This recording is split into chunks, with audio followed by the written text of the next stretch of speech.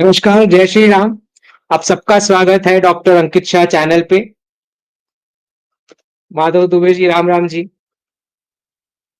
आनंद जी, सबको आवाज क्लियर है? सिद्धांत जी,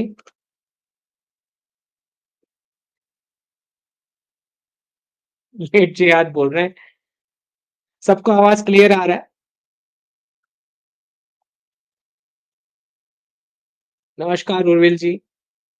बिल्कुल, चलें। तो आज हम डिस्कस करने वाले हैं जो ट्वीट्स कुछ रह गए। लास्ट फ्राइडे को सेशन नहीं हो पाया, आपको पता है कि बहुत ही एब्रप्ट ट्रैवलिंग रहता है। क्योंकि क्योंकि नीचे स्क्रीन पे ईमेल आईडी दिख रहा है, तो बहुत सारे इनवाइट्स आते हैं स्पीचेस के लिए, तो ट्रैवलिंग बहुत एब्रप्ट हो जाता है। तो फिर कभी-कभी टॉक्स जो है वो कैंसल करनी पड़ती है और या तो प्रीपोन कर दी जाती है, जैसे मैंने लास्ट वीक वेडनेसडे को कर दिया था। तो इस बार करने को मिलेगा ट्यूसडे, फ्राइडे दोनों लाइव। सो आज जो हम डिस्कस करने वाले हैं, सबसे पहले तो वन नेशन वन इलेक्शन, क्योंकि अभी-अभी जो लोकसभा में जो हुआ है, पहले तो हमें समझना है कि कोई भी कॉन्स्टिट्यूशनल अमेंडमेंट वाला जो बिल होता है, उसमें 2/3 मेजॉरिटी की रिक्वायरमेंट होती है, ठीक? और सरकार का जो रैशनलाइज़ेशन और नेचुरलाइज़ेशन का एक स्ट्रैटेजी है, जहाँ पे वो सीधा कोई भी बड़ा रिफॉर्म होता है, वो जेपीसी में जाता है। तो वन नेशन वन इलेक्शन में भी कुछ पूरा जो आज जितने लोग प्रेज़ेंट थे, प्रधानमंत्री जी नहीं थे, तो आपको समझ में आ रहा है कि डायरेक्ट इम्प्लीमेंट नहीं होना था, जेपीसी में ही जाना है और 269 कुछ वोट्स मिले। ये था खाली टेबल करने के लिए। बिल को टेबल करने के लिए वोटिंग थी ये। बिल के लिए वोटिंग नहीं थी। तो कुछ लोग क्योंकि इसमें कन्फ्यूजन हो रहा है इन्फॉर्मेशन का कि क्या वन नेशन वन इलेक्शन जो है वो पास हो रहा है? नहीं, बिल नहीं पास हो रहा है। ये जो लोकसभा में अभी जो हुआ उसको टेबल करने के लिए जो वोटिंग हुई, ठीक है? और उसमें से 269 आए हैं, मतलब पूरे एनडीए ने भी वोट नहीं करा है, ठीक है? ये टेबल करने के लिए, बिल की बात ही नहीं हो रही है, टेबल करने के लिए। तो पूरे एनडीए ने भी वोट नहीं दिया है। सो सबसे पहले तो हमें ये समझना है कि नेचुरलाइज़ेशन की स्ट्रैटेजी के अंतर्गत ये जो भी जेपीसी में जाएगा ड्राफ्ट, उस पर डिस्कशन होंगे, उसके अंदर चेंजेस भी हो सकते हैं। और जब सरकार 2/3, क्योंकि इसमें कॉन्स्टिट्यूशनल अमेंडमेंट की ज़रूरत है, वन नेशन वन इलेक्शन ऐसे ही नहीं हो जाता। उसमें कॉन्स्टिट्यूशनल अमेंडमेंट लगेगा तो 2/3 मेजॉरिटी चाहिए। तो जब वो पोज़ीशन आ जाएगी, तब जाके जेपीसी से जो फाइनल ड्राफ्ट होगा फिर वो पास होगा। तो जितने भी हमारे बड़े रिफॉर्म्स हैं, आपको पता ही है, क्योंकि हमने उनका कोई 272 वाला मेजॉरिटी जो आया नहीं है नंबर, राइट? 303, 350, 400 जो भी है, नंबर नहीं है उनके पास मेजॉरिटी के। तो जितने भी बड़े रिफॉर्म्स हैं, वैसे ही जेपीसी के पास हैं, जाएँगे। जैसे आपको पता है यूसीसी का ड्राफ्ट रेडी है, उस पर इनपुट्स आ चुके हैं। रिपोर्ट भी रेडी होगा, सारे जहाँ-जहाँ इंस्टीट्यूशन से लेके जहाँ-जहाँ से फीडबैक लिए। बिल्कुल वैसे वक्फ के ऊपर भी सारे रिपोर्ट रेडी है। जेपीसी में इनपुट्स मँगवाए गए हैं, इनपुट्स कलेक्ट हो चुके हैं, राइट? वो भी जेपीसी में पड़ा है। सो हमें पता है कि बड़े रिफॉर्म्स के लिए स्पेशली जब कॉन्स्टिट्यूशनल अमेंडमेंट लगता है, तो 2/3 मेजॉरिटी चाहिए, जो नंबर्स नहीं है, राइट? तो जब नंबर्स वो रेडी होंगे और जेपीसी का ड्राफ्ट फाइनल होगा, तो ज़रूरी नहीं है कि अभी जो ये बिल में लिखा है, दैट इज़ फाइनल, ठीक है? तो ये हमें समझना है कि बिल के अंदर अभी जो लिखा गया है, वो फाइनल मान लेना ज़रूरी नहीं है। अब इसके अंदर जेपीसी के अंदर और इनपुट्स आएँगे। हो सकता है कुछ चेंजेस भी हो, शायद टाइमलाइन्स चेंज हो जाएँ, हमें नहीं पता, ठीक है? तो जब ये होगा, तो फिर पास होगा। और हमें ये समझना है कि नेचुरलाइज़ेशन का पॉलिसी जो है गवर्नमेंट का, कि दोनों ओर के जो कट्टर वॉइसेस हैं उनको उनको एक्सप्रेस कर लेने दो। जिसको जो वेंट करना है, अपना जो फ्रस्ट्रेशन है, उसको बोल लेने दो जिसको जो बोलना है। तो राइट विंग वाले भी कुछ लोग माथा पीटेंगे कि क्यों नहीं कर रहे, जल्दी करो। और जो ऑपोजिट वाले हैं, वो उनको भी रो लेने दो कि हम तो सड़क पे आएँगे, ये वो। तो ये ऐसे ही होता है। जैसे प्रेसिडेंट ट्रम्प भी कुछ ऐसा ही कर रहे हैं। पिछले जब से इलेक्शन का रिजल्ट आया है, तो प्रेसिडेंट ट्रम्प और उनकी टीम सब बड़े-बड़े वादे, जितने बड़े-बड़े ड्रास्टिक स्टेप्स के बारे में बातें कर रहे हैं। लेने भी वाले हैं ड्रास्टिक स्टेप्स। लेकिन ये बातें करने से क्या होता है कि जिन लोगों के फ्रस्ट्रेशन होते हैं और ये जो कट्टर लोग होते हैं, उनके इमोशंस थोड़े लो डाउन होना शुरू हो जाते हैं। फिर कल को शायद प्रेसिडेंट ट्रम्प उतने बड़े चेंजेस ना भी करें, तो भी एक बारी चल जाता है, क्योंकि ऑलरेडी आपने मैसेज पास ऑन कर दिया कि हम कुछ करने वाले हैं। तो कुछ ऐसा ही है कि प्रधानमंत्री जी क्योंकि ग्रास रूट लेवल से उन्होंने समाज को देखा है, पैदल चले हैं पूरे राष्ट्र में। मतलब मैं तो चीफ मिनिस्टर बने उससे पहले की उनकी जर्नी की बात कर रहा हूँ। तो आपको सरप्राइज नहीं होना चाहिए कि वो सामान्य मानवी जो है उसका क्या स्ट्रगल है उसके बारे में प्रधानमंत्री जी को जितना पता है उतना शायद कोई एक्सपर्ट्स तो क्या है कि हम तो स्क्रीन पे आके कुछ भी बोल के निकल लेते हैं, ये कर लो वो कर लो। तो ऐसे नहीं होता है, राइट? लोगों का जो 9 टू 7 का जो उनका वर्क रूटीन है वो बिना डिस्टर्ब किए, बिना कोई क्लैशेस किए, बिना एक भी बूंद खून की बहाए आपने बड़े रिफॉर्म्स करने हैं। राम मंदिर मिला है आपको, एक भी बूंद नहीं गिरी। मतलब एटलीस्ट प्रधानमंत्री मोदी जी की लीडरशिप की मैं बात कर रहा हूँ, उस टर्म में एक भी बूंद खून की नहीं गिरी। बिल्कुल वैसे 370 35 निकल गया, नहीं हुआ कुछ भी, राइट? खून की नदियां बहने वाली थी, ऐसे धमकी देने वाले लोग थे। तो ये जो एक गुजराती एक्सपीरियंस उनका रहा कि बड़े रिफॉर्म्स कैसे करते हैं बिना राष्ट्र की इकोनॉमी को डिस्टर्ब किए, या बड़े स्टेप्स कैसे लेते हैं, तो दे आर वेरी, मतलब उनके जितना एक्सपीरियंस उनको है, शायद ही कोई ऐसे लीडर्स होंगे जिनको उतना पता होगा कि ऐसी बड़ी चैलेंजेस को कैसे टाल के सबके फ्रस्ट्रेशन को निकल जाने दो, फिर जब लेके आएंगे तो कोई भी इमोशन बाहर ही नहीं आना है, क्योंकि जितना इमोशन बचा होगा सब निकल चुका होगा, दोनों साइड का, राइट विंग का और लेफ्ट विंग का और इस्लामिक का और हर जगह। ठीक, तो ये इसको नेचुरलाइजेशन का एक स्ट्रैटेजी बोलते हैं। तो जेपीसी में आने तो सबके इनपुट्स, किसी के पॉजिटिव आएंगे, किसी के नेगेटिव आएंगे। कोई बोलेगा देखो मेरे तो ये कर दिया, मेरी तो जिंदगी बर्बाद कर दी, मेरी पार्टी खत्म हो जाएगी। कुछ लोग सिर पिटेंगे, रोएंगे, कूटेंगे, हो जाने दो सब कुछ। और फिर जब पास करना होगा तो पता भी नहीं लगेगा, एकदम नेचुरली सा दिखेगा पास होते हुए। सो उनको पता है, so let them do what they are doing. ठीक है, तो कुछ भी ऐसे इम्पेशेंट होने की जरूरत नहीं है। ठीक, तो प्रधानमंत्री जी का अगर आप चेहरा भी देखोगे, अभी लास्ट जब फडणवीस जी शपथ ले रहे थे, उनका अगर आप चेहरा रीड करो तो बहुत ही कम बोलना शुरू कर दिया उन्होंने, बहुत ही कम बोल रहे हैं अब।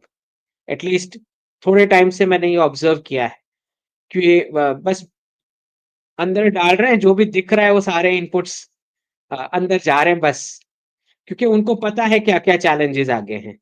सो हमें बस सपोर्ट करना है उन्हें, क्योंकि आपको जो भी हमारे जितने भी एस्पिरेशंस हैं वो सारे रिफॉर्म्स का ड्राफ्ट और उसके डिस्कशन के लिए एक बेस बन चुका है, तो वो होने तो वाला ही है।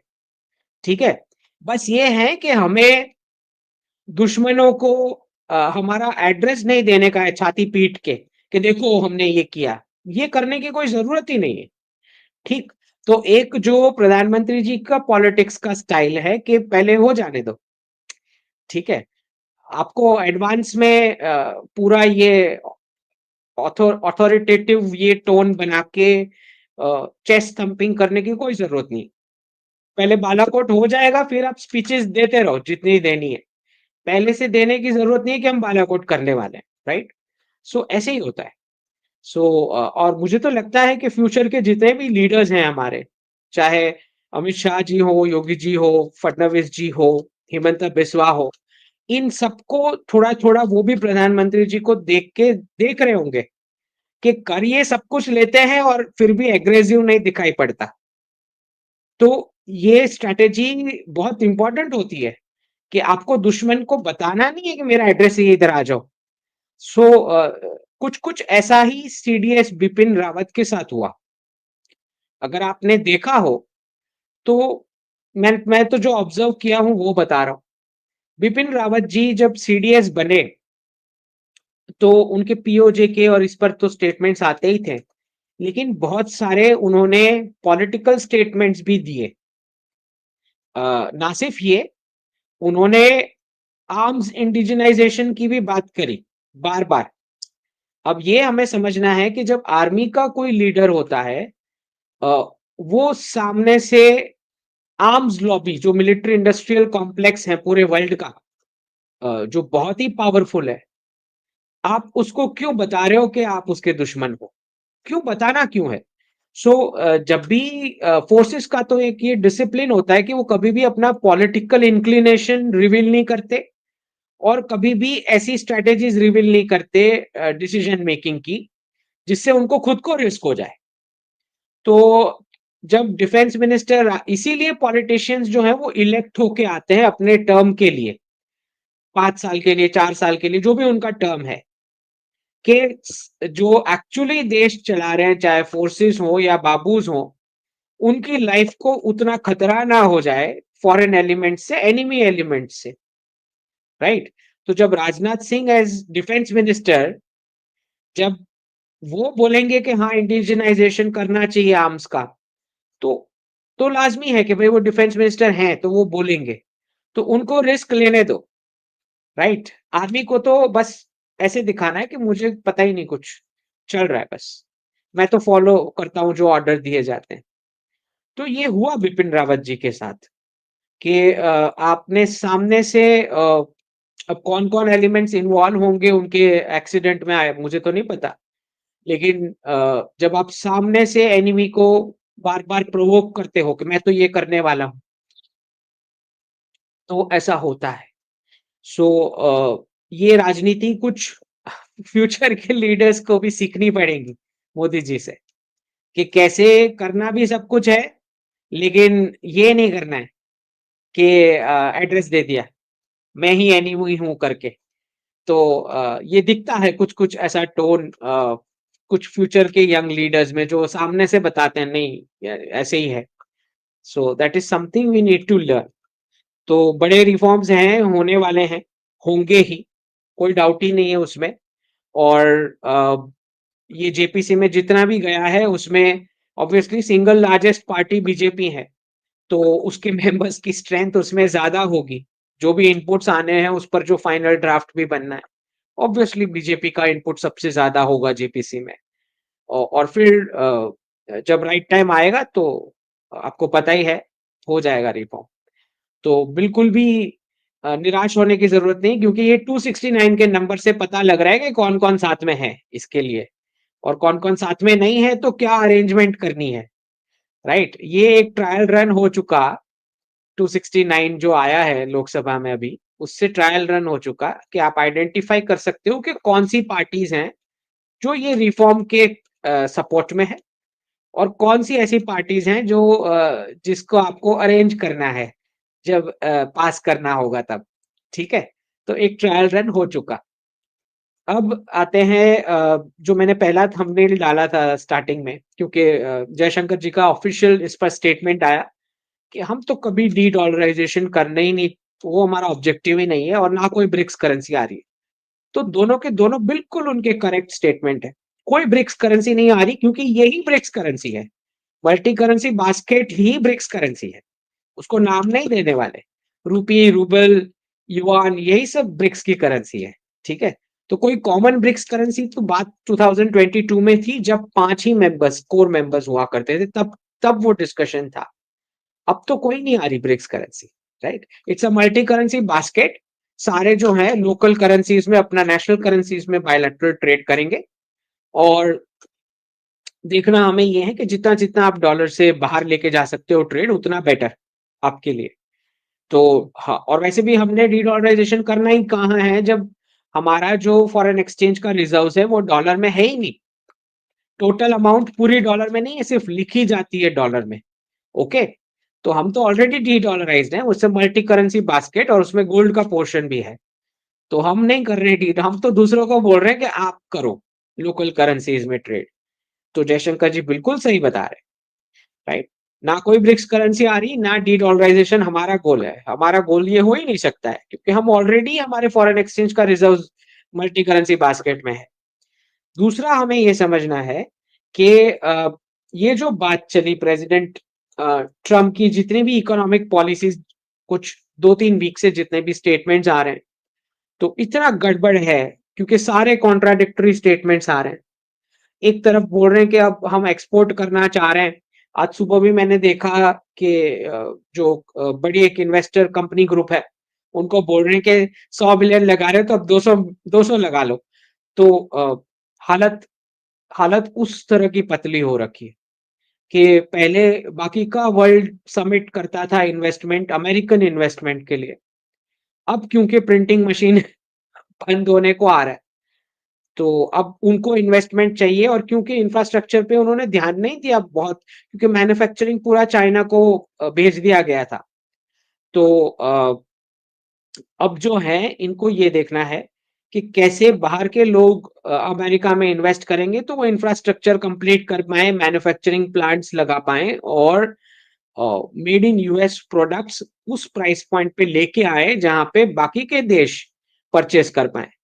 लेकिन बड़ी कॉन्ट्राडिक्टरी पॉलिसीज हैं। कभी बिटकॉइन पे बोलना शुरू कर देते हैं, क्योंकि मल्टीपल, देखिए आपको एक बात समझनी है कि मल्टीपल डीप स्टेट के फैक्शंस जितने भी हैं, उन सबको खुश रखना है। तो सबको तो कैसे खुश रख पाओगे, राइट? तो इलॉन मस्क और वो जो पूरा उनका डीओजीई वाला है, जो गवर्नमेंट एक्सपेंस काटने की बात कर रहा है, ओके। दूसरा ये वाला ग्रुप है जो बिटकॉइन में ब्लैक रॉक का पूरा जो last last to last term का उनका जो फंडिंग था, और स्ट्रैटेजी का पूरा हैंडल ब्लैक रॉक ने किया था, जिन्होंने इस बार बिटकॉइन में बहुत पैसे बनाए हैं। तो वो तो सपोर्ट करेंगे बिटकॉइन को। और फिर दूसरा पूरा फैक्शन है जो उल्टा चल रहा है। तो सबसे बड़ी आश्चर्य की बात यह है कि जब आप made in US product manufacture करने की बात कर रहे हो विद इन अमेरिका, तो आप सोच के देखो कि ये सोच के देखो कि बिटकॉइन में पैसे ले जाओगे आप, तो बिटकॉइन कोई प्रोडक्ट नहीं बनाता है।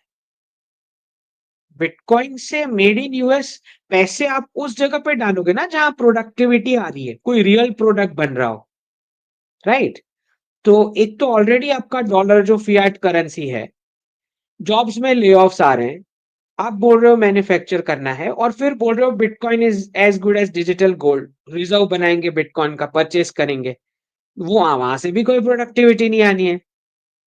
तो रियल प्रोडक्ट कौन बनाने वाला है अगर सारे पैसे इधर उधर जाने? स्टॉक मार्केट में ऑलरेडी लोगों के हाइस चल रहे हैं, उनके एपिक एपिक प्रपोर्शन में बबल इकट्ठा हो गया स्टॉक मार्केट में ऑलरेडी। सो हर पैसा हर जगह डाल दोगे, फिर दूसरे से पैसे मांग रहे हो आप, तो बड़ा ही अब आने दो, तभी कुछ समझ आएगा। आज वापस बोल रहे थे 2 ट्रिलियन तक एक्सपेंडिचर काटेंगे। ये हारेंगे, मिड टर्म इलेक्शंस हारेंगे अगर 2 ट्रिलियन इन्होंने एक्सपेंडिचर काटा तो बड़ा ही मुश्किल लग रहा है कि आते ही पता नहीं क्या क्या एब्रप्ट होने वाला है। वो बड़ा कॉमेडी सा बोल रहे हैं शी जिनपिंग शी जिनपिंग आपके इनॉग्रेशन में क्यों आएगा? मतलब कोई सेंस ही नहीं बनता है, मतलब बहुत ही हिलेरियस सिचुएशन। शी जिनपिंग क्यों आएगा? उसका तो इकोनॉमी, उसका जो मैन्युफैक्चरिंग का बेस है, जो लेवल पे वो है, वो उसको क्या जरूरत है? ओके। तो कुछ लोग यहाँ पे शुरू हो गए, देखो मोदी जी को नहीं बुलाया। अरे मोदी जी भी नहीं जाएंगे। मोदी जी को बुलाया था तो मोदी जी भी नहीं जाते, क्योंकि यहाँ पे तो प्रेसिडेंट पुतिन आ रहे हैं, और उसके बाद पीछे पीछे ट्रम्प भी आएंगे नेक्स्ट ईयर। तो कोई नहीं जाता, अगर मोदी जी को बुलाते तब भी नहीं जाते।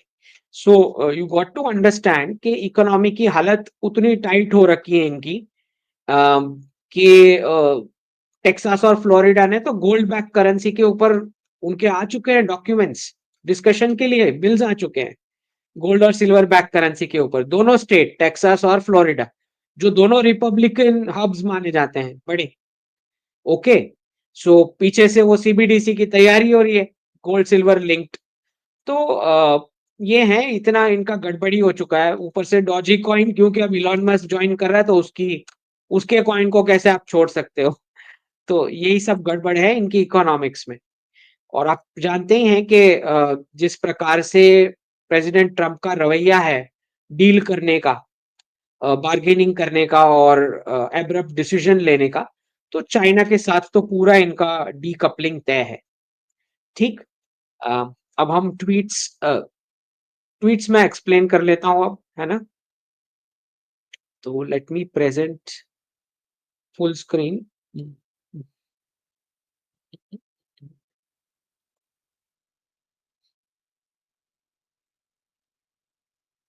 विजिबल है ना। हम्म। तो सबसे पहले तो अजीत डोवल जी जो हैं उनका बाउंड्री लेवल टॉक्स जो होता है वांग यी के साथ, स्पेशल रिप्रेजेंटेटिव टॉक्स जिसको बोलते हैं, जिसका अग्रीमेंट आया था ब्रिक्स समिट के दौरान। तो ये डिस्कशन चल रहे हैं चाइना में, और डोवल जी गए हैं वहां पे एनएसए।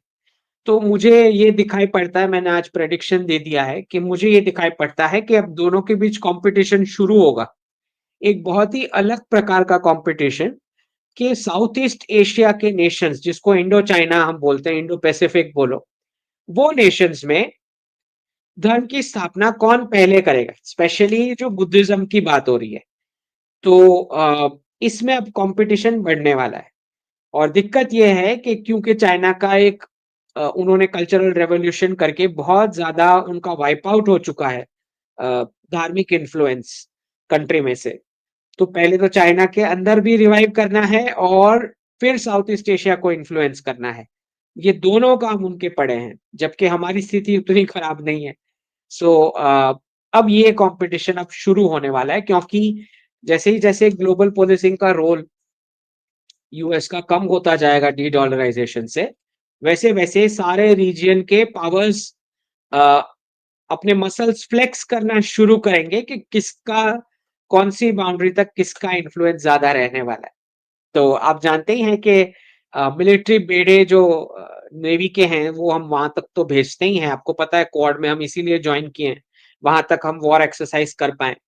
लेकिन उसके अलावा क्योंकि बहुत ज्यादा साउथ ईस्ट एशिया में भारतीय धार्मिक इन्फ्लुएंस रहा, स्पेशली राजराजा चोला का जो रजीम था साउथ का, इवन विजयनगर रेजिम, और ये राज राजेंद्र चोला वाला, तो उस एम्पायर का तो साउथ ईस्ट एशिया में पूरा ही धार्मिक इन्फ्लुएंस, इंडोनेशिया, बाली, उस तरफ Vietnam, Laos, Cambodia, south Korea, Japan तक पूरा कनेक्टिविटी था।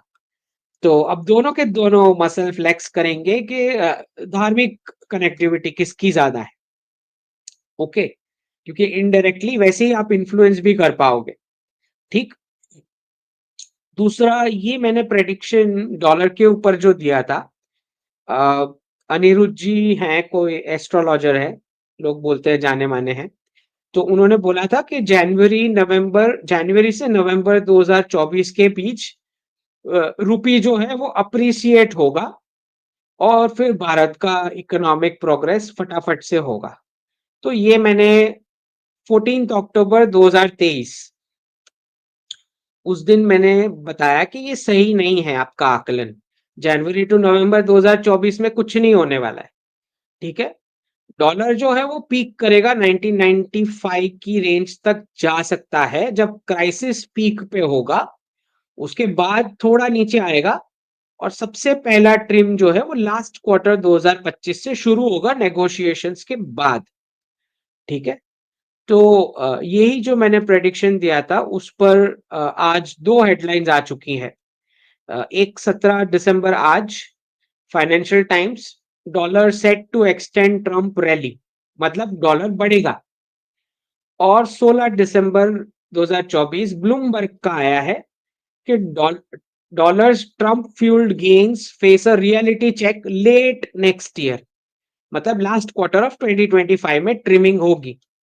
ये जो मैंने अक्टूबर 2023 में प्रेडिक्शन दिया था कि, और बहुत सारे टॉक्स में मैं ऑलरेडी बता चुका हूँ सत्योलॉजी और जेडी पे भी, कि पहला ट्रिम 2025 के लास्ट क्वार्टर में आएगा डॉलर को। ठीक है। तो ये दोनों प्रूव हो चुका, क्योंकि पहला हेडलाइन बता रहा है कि ये बढ़ने वाला है डॉलर, और दूसरा हेडलाइन बता रहा है कि लेट नेक्स्ट ईयर कम होने वाला है। ठीक है। तो ये प्रेडिक्शन बहुत ही प्रिसाइज मैंने 14 अक्टूबर 2023 को ही दे दिए थे कि 1995 तक पीक कर सकता है, और फिर पहला ट्रिम आपको 2025 में नेगोशिएशन के बाद दिखेगा। तो ये दोनों हेडलाइन प्रूव कर रही है वो चीज। ना सिर्फ ये, आर्टिकल के अंदर भी यही लिखा है, आपको पढ़वा देता हूं। From Morgan Stanley to JP Morgan, half dozen strategists are now forecasting world's reserve currency will peak. Peak मतलब बढ़ेगा as early as mid next year, मतलब mid 2025, before starting to decline. ठीक है, मतलब पहला ट्रिम, राइट, फर्स्ट ट्रिम। ठीक है, इसके बाद नेक्स्ट क्या डिस्कस करना है? हाँ, वो प्रेसिडेंट ट्रम्प अब मासायोशी सन से पैसे मांग रहे हैं, 200 बिलियन दे दो। तो पूरा डॉलराइजेशन का एक सर्कल चक्कर लग चुका। एक वाइब्रेंट गुजरात समिट थी जहां से हमने शुरू की डी डॉलराइजेशन की स्क्रिप्ट के भाई इन्वेस्टमेंट के लिए पैसे चाहिए। अब ये इनकी हालत हो रखी कि पैसे मांगने पड़ रहे हैं क्योंकि प्रिंटिंग मशीन बंद होने की तैयारी में। अब एक्ससीजीआई का बता रहे हैं, सबसे पहले मैंने बताया था कि धार्मिक पर्सन है, अब जो है धीरे धीरे लोगों को पता लग रहा है। एनीवेज, अब सबसे पहला क्योंकि मैं सनातन इकोनॉमिक्स बुक के अंदर मैंने इसको कवर किया है डिटेल में कि जीडीपी की बहुत बड़ी तकलीफ है। तो क्यूई जो इन्फिनिटी करके एक हैंडल है, वो लिख रहा है कि अमेरिका का मतलब वेस्ट का जो 10 साल का ग्रोथ है पूरा का पूरा फेक है, क्योंकि पैसे छाप छाप के, डेट लेके, स्टॉक बायबैक करके, लो रेट रख के, गवर्नमेंट स्पेंडिंग करके और करेंसी को बदमाश पूरी डिस्टर्ब करके, करेंसी को डिस्ट्रॉय करके 10 साल से हम जी रहे हैं। मतलब पूरा का पूरा इकोनॉमिक ग्रोथ फेक है। 10 साल का वो बोल रहे हैं, मैं तो पहले से बोल रहा हूँ 71 से। तो गड़बड़ी ये है जीडीपी के फॉर्मूला के साथ कि सारे देशों के ऊपर थोप दी गई। अब समझना हमें ये है कि हुआ क्या है कि एक फैमिली है जो बहुत ही रिच लाइफस्टाइल जी रही है, उसके पास लैंड है, अपना खाना खुद उगाती है और खुद खा लेती है। अपने उसके पास गाय हैं जो दूध देती है, 5-6 वेजिटेबल्स उग जाते हैं, 2-3 फ्रूट्स उगा लिए ऑर्चर्ड में, सेल्फ सस्टेनिंग। मतलब अपनी लाइफ वो अपने हिसाब से सेल्फ सस्टेनिंग जी रहे हैं। लेकिन ये सब कुछ जो वो करते हैं सेल्फ सस्टेनिंग लाइफस्टाइल, ये जीडीपी में कहीं भी काउंट नहीं होता। खुद उगा रहे हैं, खुद खा रहे हैं, अच्छी लाइफस्टाइल जी रहे हैं, लेकिन जमीन खुद की है। लेकिन जीडीपी के लिए वो बिल्कुल बेकार है क्योंकि वो काउंट ही नहीं होना कुछ भी। ठीक है, लेकिन अगर जीडीपी में काउंट होना है तो आपने क्या करना पड़ेगा कि आपकी जो लैंड की ओनरशिप है उसमें से अपना हिस्सा मांगो, फैमिली को तोड़ो, फिर वो फैमिली का सेविंग्स कंपनीज में डालो, फिर आप उस कंपनी में जॉब करना शुरू करो, फिर वहां से सैलरी मिलेगी, फिर यही सारी चीज जो आप कंज्यूम कर रहे हो, वेजिटेबल्स, फ्रूट्स, मिल्क, जो भी है आपका कंजम्पशन बेसिकली, वो सारा का सारा केमिकली प्रोसेस करके प्लास्टिक के पेपर में पैक करके आपको दिया जाएगा। तो ये हर एक प्रोसेस में जीडीपी काउंट होता है। ठीक है, सबसे पहले आपने हिस्सा मांगा अपने पेरेंट्स, फैमिली से, ब्रदर सिस्टर से हिस्सा मांग के फैमिली को तोड़ा, एग्रीकल्चर को डिस्ट्रॉय किया, पैसा लेके आप शहर में आ गए, सारी सेविंग्स कंपनीज को पकड़ा दी और खुद बन गए जॉबर्स। ऑब्वियसली अगर कैपिटल किसी और के हैंड में आपने दे दिया है तो जॉब भी अब वही देगा।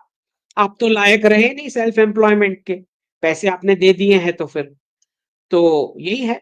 फिर जॉब कर रहे हो, जीडीपी में काउंट हो रहा है, सैलरी मिल रही है, जीडीपी में काउंट होएगा, राइट। और फिर उससे प्रोडक्ट खरीदोगे, वापस जीडीपी में काउंट होएगा। प्लास्टिक वाला केमिकल प्रोसेसिंग करके मिलेगा, पोल्यूशन की हवा खाओगे मस्त, फिर डायबिटीज, ब्लड प्रेशर, हॉस्पिटल जाओगे, मेडिक्लेम, ये सारा जीडीपी में फिर ऐड होएगा। ठीक है, तो ये जो तरीका है जहां पे एडम स्मिथ बोल रहा है कि डिवीजन ऑफ लेबर और इकोनॉमीज ऑफ स्केल।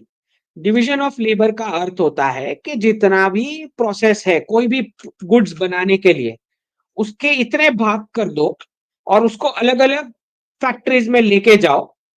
एक फैक्ट्री वाले को पता ही नहीं लगना चाहिए कि बाजू वाले फैक्ट्री में क्या प्रोसेस करना, उसको आना ही नहीं चाहिए कभी भी। ठीक है, that is division of labour.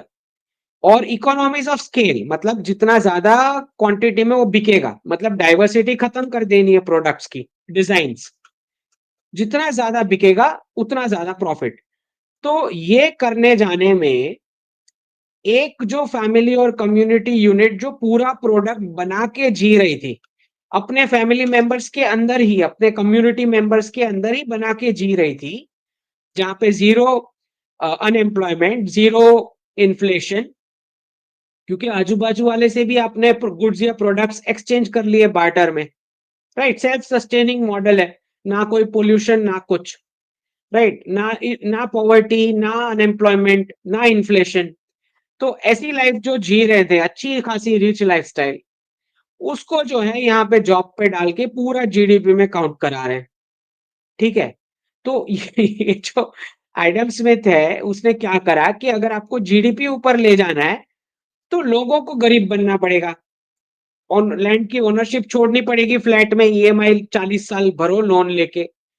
तो ये एडम स्मिथ का तरीका है कैपिटलिज्म का, जो कीनीजियन और फिर पूरी सारी स्टार्ट इसने करी थियरी लाके, ओके। तो और उसमें कुछ लोगों को पैसे वाले होना है तो जीडीपी ऊपर जाएगा, ये तरीका है सिंपल सा। तो इसके लिए, इसीलिए इसको मैंने कवर किया है सनातन इकोनॉमिक्स में। फॉर्मूला ही पूरा रॉन्ग है जीडीपी का।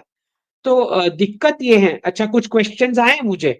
अच्छा सर, फिर वो इसरो का क्या, फिर हमें मार्स पे जाना हो तो, फिर हमें ये करना हो तो, कुछ ज्यादा ही हमें एडवांस कुछ करना हो तो, भाई हमसे ज्यादा एडवांस कोई था ही नहीं। हम, वो मंदिर अभी भी टिके हुए हैं जो वो बना के गए, वो उनके टाइम में सबसे एडवांस खर्चे थे, ठीक है। तो तुम मत सिखाओ कि ये करने वाले लोग कुछ एडवांस नहीं कर सकते, ये दिमाग में से निकाल लो, ठीक है ना। इन्हीं के स्पाइसेस, इन्हीं का टेक्सटाइल पूरे वर्ल्ड में एक्सपोर्ट होता था, ये करने वाले लोग, ठीक है। तो ये जो है ना जॉब करने वाले, इनसे कुछ नहीं होना है, इनसे कुछ भी होना ही नहीं है, कुछ भी। ये फैमिली अपनी ढंग से चला ले तो भी इनको प्राइस देना पड़े 60 साल की एज में, अगर ढंग से चला पाए तो, ठीक। बिना ब्लड प्रेशर और डायबिटीज की गोली खाए। तो ये जो है पूरा ही गड़बड़, क्योंकि काउंट ही नहीं हो रहा जीडीपी में। कुछ भी आप सेल्फ सस्टेनिंग मॉडल बनाओगे जीवन जीने का, वो जीडीपी में काउंट ही नहीं होता है, क्योंकि कहीं पे पैसे का जो वेलोसिटी है वो कहीं पे रजिस्टर ही नहीं हो रहा है उसमें, ठीक है। मैंने वही दूध का पैकेट, जो मेरे बाजू में अगर कोई दो गाय रख के मिल्क प्रोड्यूस कर रहा है, तो वो वहां से कंपनी में जाएगा, कंपनी में पैक प्रोसेस होके फिर मेरे घर पे आएगा, जो एकदम मेरे बाजू में पड़ा है उसका घर, ठीक है। तो वो घूम के आएगा तो जीडीपी में काउंट होएगा। अगर वो मुझे दूध दे देगा और उसके बदले में मैंने उसको सब्जियां दे दी, बार्टर कर लिया मैंने, तो कहीं पे रजिस्टर ही नहीं हो रहा ट्रांजैक्शन, तो कोई कंट्रीब्यूशन ही जीडीपी का। समझ में आ रही है। तो पूरा ये खेल वेस्ट ने बदमाशी करके बनाया हुआ है, सब जी रहे हैं ऐसे ये है हकीकत कि करेंसी की बदमाशी चल रही है ये सारी। अब नेक्स्ट टॉपिक जो है, श्रीलंका के प्रेसिडेंट जो है, अब इनको बहुत सारी गाली दी गई जब ये इलेक्ट होके आए, तो सारे मीडिया आपको पता ही है, रोना धोना रोना धोना, क्योंकि हमारे जितने भी एक्सपर्ट्स होते हैं उन्होंने रोना धोना करेंगे तो ही व्यूज मिलेंगे, राइट। अपने को कोई व्यूज नहीं मिलेंगे, जो हम डिस्कस कर रहे हैं अच्छी अच्छी बातें, इसमें कोई व्यूज नहीं आएंगे। व्यूज के लिए रोना धोना बहुत जरूरी है, चाहे उसमें भले हमारी इमेज खराब हो जाए गवर्नमेंट की, चाहे भले उनके वोट कट जाए, चाहे भले इंडिया को नुकसान होए, लेकिन रोना धोना तो करना है हमने।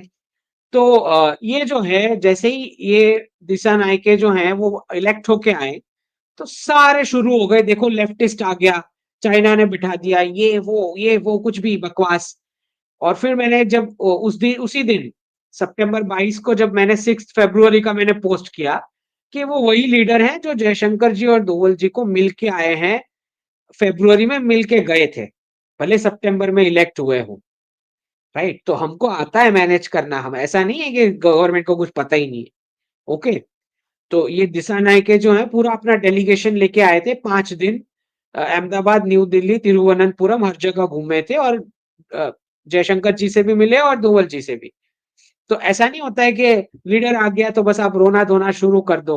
अच्छा, मैं ये नहीं बोल रहा कि उसकी थॉट प्रोसेस चेंज हो गई होगी, मैं ये बोल रहा हूँ कि हम इतने बड़े कंट्री है, आप क्यों नेगेटिविटी फैला रहे हो बेवजह की, खाली व्यूज के लिए? ठीक है, कोई मतलब ही नहीं। तो अभी जो उनका विजिट हुआ, तो वो बता रहे हैं कि मैं अपनी टेरिटरी तो एंटी इंडिया एक्टिविटी में यूज नहीं होने दूंगा। दूसरा, वो ब्रिक्स में एंट्री के लिए भारत का सपोर्ट मांग रहे थे प्रधानमंत्री जी से। तो हो सकता है वी विल कंसिडर, है ना, पॉसिबिलिटी है श्रीलंका की ज्वाइन करने की। ओके। अब दूसरा, ये अराकान आर्मी वाला आया है कि बांग्लादेश में म्यांमार बॉर्डर से लिंक्ड अराकान आर्मी ने बांग्लादेश में कुछ चेक पोस्ट, कुछ पोजीशंस ली है कंट्रोल में एरिया, राइट।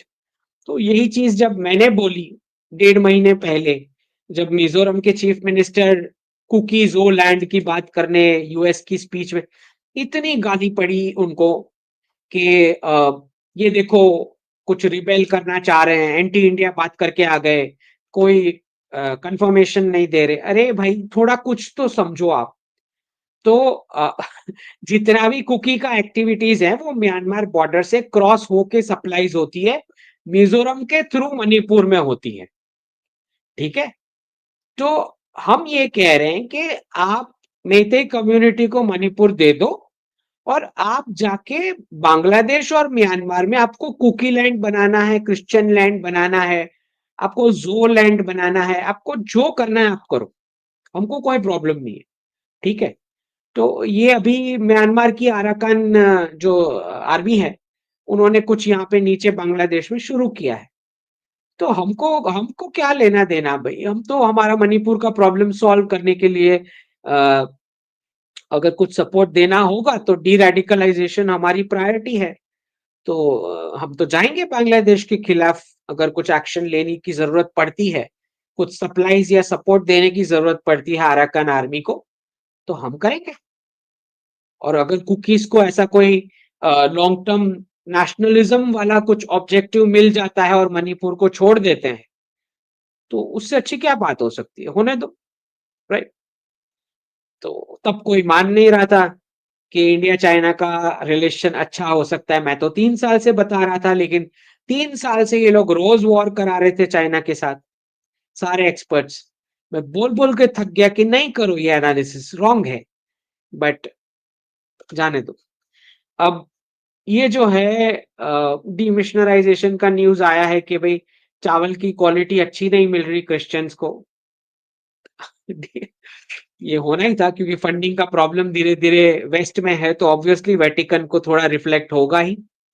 दूसरा, ये एक फ्रेंच इकोनॉमिस्ट है, खुद की इनकी इकोनॉमी की हालत इतनी बर्बाद हो रखी, खुद डी इंडस्ट्रियलाइज हो रखे, पर वहां से बैठे बैठे इनको हमको एडवाइस करना है। और एडवाइस क्या लेके आ रहे हैं? India should take more tax super rich से, 33% इनहेरिटेंस टैक्स लगा दो। ये है थॉमस पिकेटी भाई साहब, है, इनकी एज देखो, वहां से बैठे बैठे हमको एडवाइस कर रहा है ये, वो भी इकोनॉमिक्स पे। तो इस पर मैंने कमेंट किया कि भाई तेरे तो एंसेस्टर्स ही पिक पॉकेट मार थे ना, पिक पॉकेटिस। अभी भी फ्रांस ने छोड़ा नहीं, अफ्रीका की बहुत सारी कॉलोनी से लूट के जा रहे हैं, अभी भी लूट के जा रहे हैं, हाल ही में अभी भी चल रहा है। ठीक है, कोलोनाइजेशन इनका अभी भी चल रहा है। ये हमको एडवाइस कर रहा है, जिसके खुद के, ये होगा थर्ड जनरेशन पिकेटी, राइट, इसके पेरेंट्स हैं पिक पॉकेटर्स हैं, ये हमको एडवाइस कर रहा है। अच्छा, कितने बदमाश है वो मैं आपको बताता हूँ। बदमाशी इसकी ये है, इनहेरिटेंस टैक्स बोल रहा है ये। अब उसको पता है कि बहुत सुपर रिच की बात कर रहा है ये अभी, उसको पता है कि एक तो हमारे पास सुपर रिच जो बिजनेसमैन है, जितने भी ग्रुप्स हैं, फर्स्ट ऑफ ऑल सारे फैमिली लेड बिजनेसेस हैं।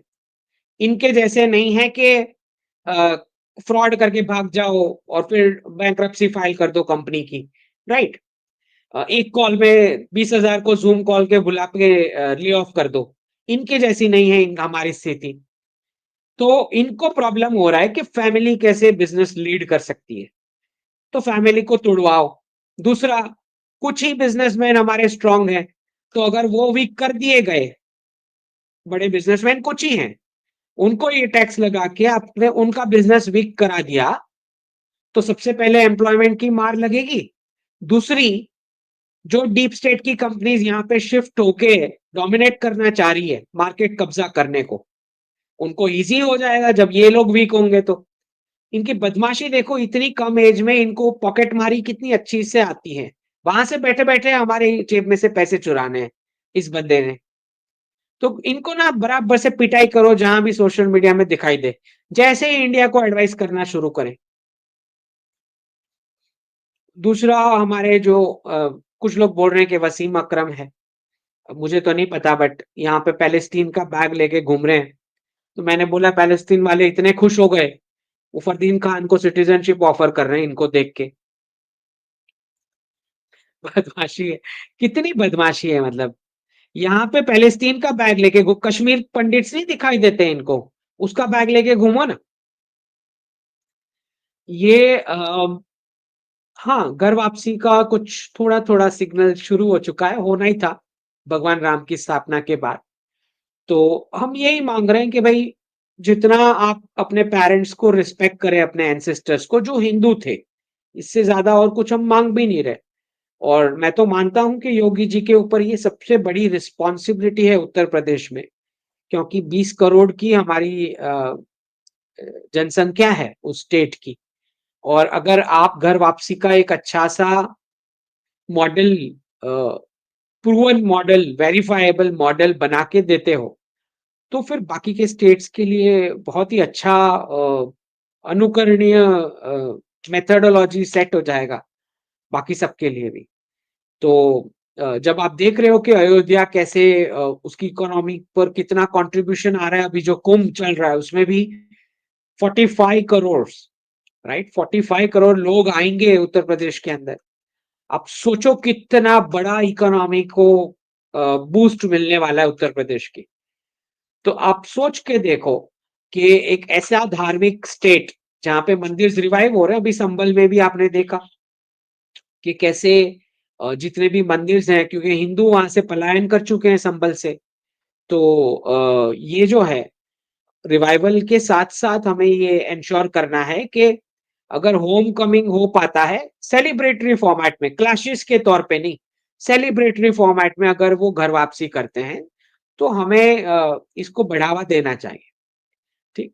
दूसरा, संभल में भी हमने जो देखा वो भी थोड़ा हमें समझना है कि इलेक्ट्रिसिटी जो मुफ्त की चोरी करके यूज होती है कुछ रेडिकल एरियाज में, बिल भरते ही नहीं है। तो वो खाली उत्तर प्रदेश की बात नहीं है, ये तो सारे स्टेट में हो रहा है रेडिकल एरियाज में, राइट। तो सारे स्टेट्स के चीफ मिनिस्टर्स को इस पर ध्यान देना चाहिए। ओके, कि ये क्यों एक ही इन्हीं के एरियाज में से क्यों इलेक्ट्रिसिटी बिल कोई भरता नहीं है, तो मुफ्त का क्यों इन्होंने जीना है। और उस एरिया में जा भी नहीं सकते, इनफैक्ट इवन संभल में भी आपको पूरा पुलिस फोर्स लेके जाना पड़ा, तब जाके वो मंदिर भी ओपन हो पा रहे हैं। ठीक है। तो यही है कि बर्थ रेट आपको बढ़ाना है और घर वापसी को टारगेट लेके चलना है, क्योंकि इवेंचुअली तो सबको ही सबको जो है प्रभु श्री राम से ही डीएनए मिला है। सबके नाक, आंख, कान, स्किन का हाइट, कलर, दाढ़ी या दाढ़ी लगा देने से कुछ नहीं होता ना। और डेजर्ट के कपड़े पहन लेने से, अगर मैं आज रेनकोट पहन लूंगा तो बारिश थोड़ी हो जाएगी। तो डेजर्ट के कपड़े पहन लेने से या अरेबिक नाम रख लेने से डीएनए तो चेंज नहीं होता, वो शीशे में साफ दिख रहा है, ये तो वही स्किन कलर है, ये तो वही हाइट है। ये अरेबिक बन के क्यों घूम रहा है, ये मंगोल बन के क्यों घूम रहा है। तो यही है कि हम खाली ये बोल रहे हैं कि पेरेंट्स का रिस्पेक्ट करो, that's all we are asking. Okay. अब ये जो थ्रेड है डी डॉलराइजेशन की आर्किटेक्ट के ऊपर, ये इसीलिए हाईलाइट करना इंपॉर्टेंट है क्योंकि ये दोनों कॉन्सेप्ट्स मेरी समझ में, पहले डिस्क्लेमर दे दूं कि ये मेरा अंडरस्टैंडिंग है। और जब भी मैं कोई भी पब्लिक स्पीचेस में, टॉक्स में बोलता हूं कि ये मेरा है, ये बोलना इसलिए जरूरी रहता है क्योंकि ये ना हो कि कोई ये समझ ले कि इसमें कोई गलती नहीं हो सकती, it could be wrong. Okay, इसीलिए बोलना जरूरी है कि ये मेरा खुद का डेरिवेशन है। ठीक है, कहीं पे ऐसा है नहीं इसका रेफरेंस। तो ये डी डॉलराइजेशन और इंडो पैसिफिक मेरे हिसाब से दोनों शिंजो एबे के कॉन्सेप्ट्स। तो 16 दिसंबर को उनके वाइफ अकी एबे ट्रंप से मिले, डिनर भी हुआ, लंच या डिनर जो भी है, और नेक्स्ट मंथ वापस होने वाला है।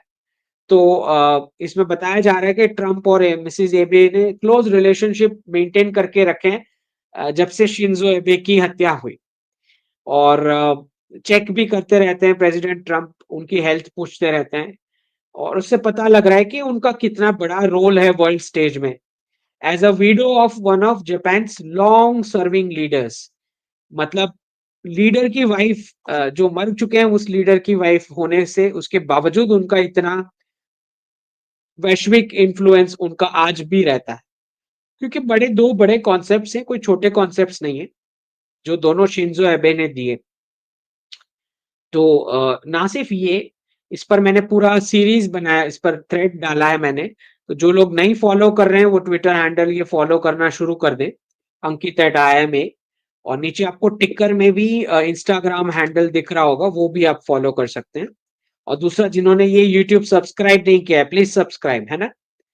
तो 3 हमारे फाइनेंशियल सेंटर्स की रैंकिंग बड़ी है, तीनों के तीनों की बड़ी है। ये 11 नवंबर 2024 का डेटा है, ग्लोबल फाइनेंशियल सेंटर्स इंडेक्स का। न्यू दिल्ली का रैंकिंग बढ़ के 68 हुआ है, मुंबई का 54 और गिफ्ट सिटी का 52। और ये मैंने थ्रेड में इसलिए डाला है क्योंकि गिफ्ट सिटी को डी डॉलराइजेशन का हब मेरे हिसाब से जो डिसीजन हुआ इसके ऊपर, वो जापान की गुजरात को पार्टनर कंट्री बनाते हुआ, तो बहुत बड़ा पोटेंशियल है। अगर आपकी 3 सिटीज कंट्री की इंटरनेशनल फाइनेंशियल सेंटर्स में ये रैंकिंग में है, चल रही है अभी, तो बहुत सारे और IFCs बन सकते हैं दूसरे स्टेट्स में भी, बहुत बड़ा पोटेंशियल है। दूसरा, आपको ये समझना है कि 6 सितंबर को मोदी जी भी मिले शिंजो एबे के वाइफ को, ये उसका फोटो है, ठीक है। और यहाँ भी उन्होंने बोला कि क्लोज फ्रेंडशिप विद जो लेट शिंजो एबे हैं प्राइम मिनिस्टर, उनके साथ। दूसरा, हमें ये समझना है कि पूरा जो डेट वाइज मैंने इसको डाला हुआ है, अगर हम नीचे से जाएंगे तो आई थिंक ज्यादा समझ में आएगा आपको। तो 18 मार्च 2005 को यूएस ने प्रधानमंत्री जी का वीजा रिजेक्ट किया था जब वो गुजरात के चीफ मिनिस्टर थे। तो उन्होंने उसी दिन मीडिया को बताया था, ये वीडियो है, ठीक है। उसी दिन मीडिया को बताया था कि मैं अमेरिका को लाइन अप करूंगा यहाँ पे वीजा के लिए, ऐसा भारत बनाना है। सितंबर 2006 में शिंजो एबे प्राइम मिनिस्टर बनते हैं जापान के। जनवरी 2009, एक मिनट, और अप्रैल 2007, उनके प्राइम मिनिस्टर बनने के बाद अप्रैल 2007 में चीफ मिनिस्टर नरेंद्र मोदी 6 दिन के लिए जाते हैं जापान। बोला जाता है setting a stage for long lasting relations with Japan. और आप सबको पता होगा, जो लोग मुझे फॉलो करते हैं, मैं बार बार बताता हूं कि क्राइसिस बैंक ऑफ जापान से ही स्टार्ट होने वाला है। ओके, तो जापान का रोल समझना है डी डॉलराइजेशन में, क्यों इतना इंपॉर्टेंट है, क्योंकि ट्रेजरी का एक बड़ा चंक उनके पास है। ना सिर्फ ये, सेकेंड वर्ल्ड वॉर के बाद उसका पूरा शोषण किया गया, ना डिफेंस रखने दिया गया, टोटली एक बेस बना के रखा हुआ है उसको, डिपेंडेंट, ठीक है। तो ये जो प्लाजा अकॉर्ड में वापस उसका एक्सप्लॉयटेशन किया गया, तो शिंजो एबे ने, जितना उन्होंने अपने कंट्री का हिस्ट्री देखा होगा, उन्होंने खुद भी समझा होगा कि कितना एक्सप्लॉयटेशन उनकी कंट्री का किया गया यूएस के द्वारा। तो हमें ये समझना है यहाँ पे कि चीफ मिनिस्टर 2007 में गए अप्रैल में, और जून में उन्होंने गिफ्ट सिटी की स्थापना करी अहमदाबाद और गांधीनगर के बीच, इंटरनेशनल फाइनेंशियल सर्विसेज सेंटर। और मेरे हिसाब से डी डॉलराइज वर्ल्ड में जहां पे हम आगे जा रहे हैं, उसमें गिफ्ट सिटी के अंदर गोल्ड और सिल्वर के प्राइसेस तय किए जाएंगे। आपको पता ही है, लंदन बुलियन और लंदन मेटल एक्सचेंज से पूरा गोल्ड और सिल्वर का फिजिकल डिलीवरी सारे ब्रिक्स प्लस नेशंस में हो रहा है। पिछले, जब से यूक्रेन स्टार्ट हुआ तब से पूरी डी डॉलराइजेशन की स्क्रिप्ट है। तो ये जो हब है तब बना, तब डिक्लेयर हुआ जून 2007 में, जब वो जापान से वापस आ गए उसके बाद, अप्रैल, मई और जून, ठीक। और 2009 में जापान बन गया partner country state of Gujarat के लिए, और वाइब्रेंट गुजरात समिट जो है उसके अंदर partner country.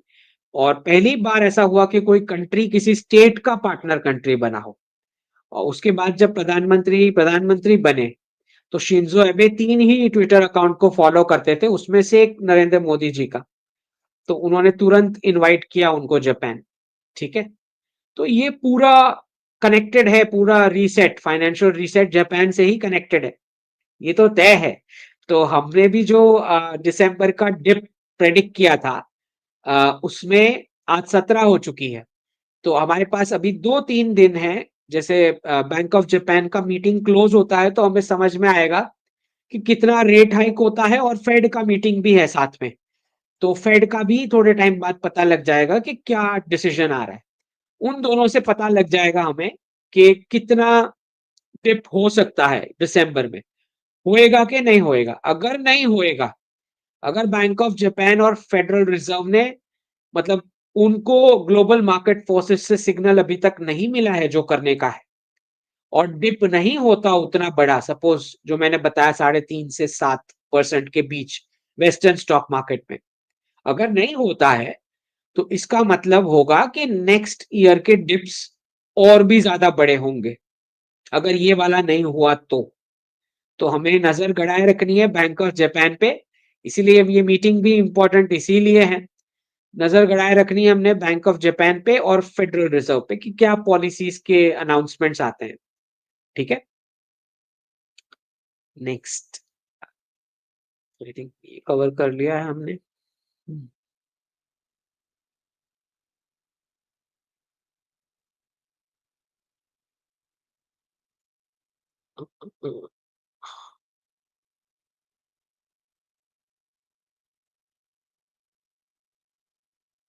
Alright, go down.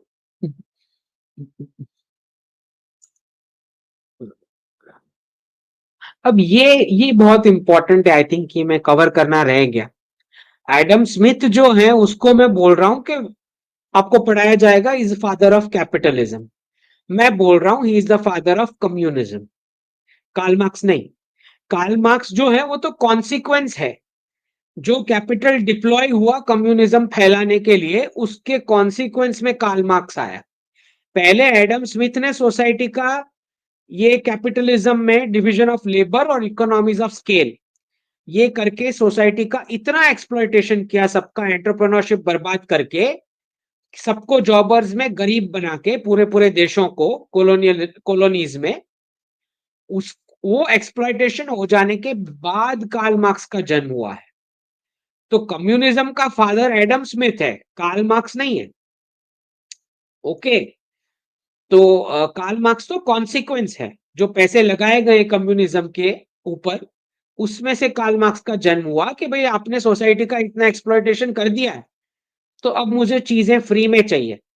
तो इकोनॉमिक्स की दुनिया की कोई भी क्लास में जब आपको पढ़ाया जाता है कि Adam Smith is the father of capitalism, उसको पकड़ो वहां पे कि बेवकूफ बनाया गया लोगों को। Adam Smith is the father of communism, इसके कैपिटलिज्म के चलते कम्युनिज्म का जन्म हुआ है। और मैं तो आपको क्योंकि मैं 2 एग्जांपल मैं दे सकता हूं, कैलिफोर्निया और कोलकाता, वेस्ट बंगाल, ठीक है। कैलिफोर्निया में कौन कौन ऐसे हैं जिन्होंने ये रूल्स पास करवाए कि आप चोरी कर सकते हो प्रोडक्ट्स, इलीगल बॉर्डर क्रॉस करके आ सकते हैं, एलजीबीटीक्यू होगा, फेमिनिज्म होगा, इंडिविजुअलिज्म होगा, डाइवर्सिटी के नाम पे। ये सारे कैपिटलिस्ट थे जिन्होंने खुद ही अपने शॉप्स पे चोरी करवाई, राइट। ये सारे लॉज इन्होंने बनवाए। क्यों बनवाए? क्योंकि बहुत सादा है, जितना आप फैमिली को बर्बाद करोगे उतने सस्ता लेबर मिलेगा आपको, जितना बॉर्डर आप खोल दोगे उतना सस्ता लेबर मिलेगा आपको, राइट।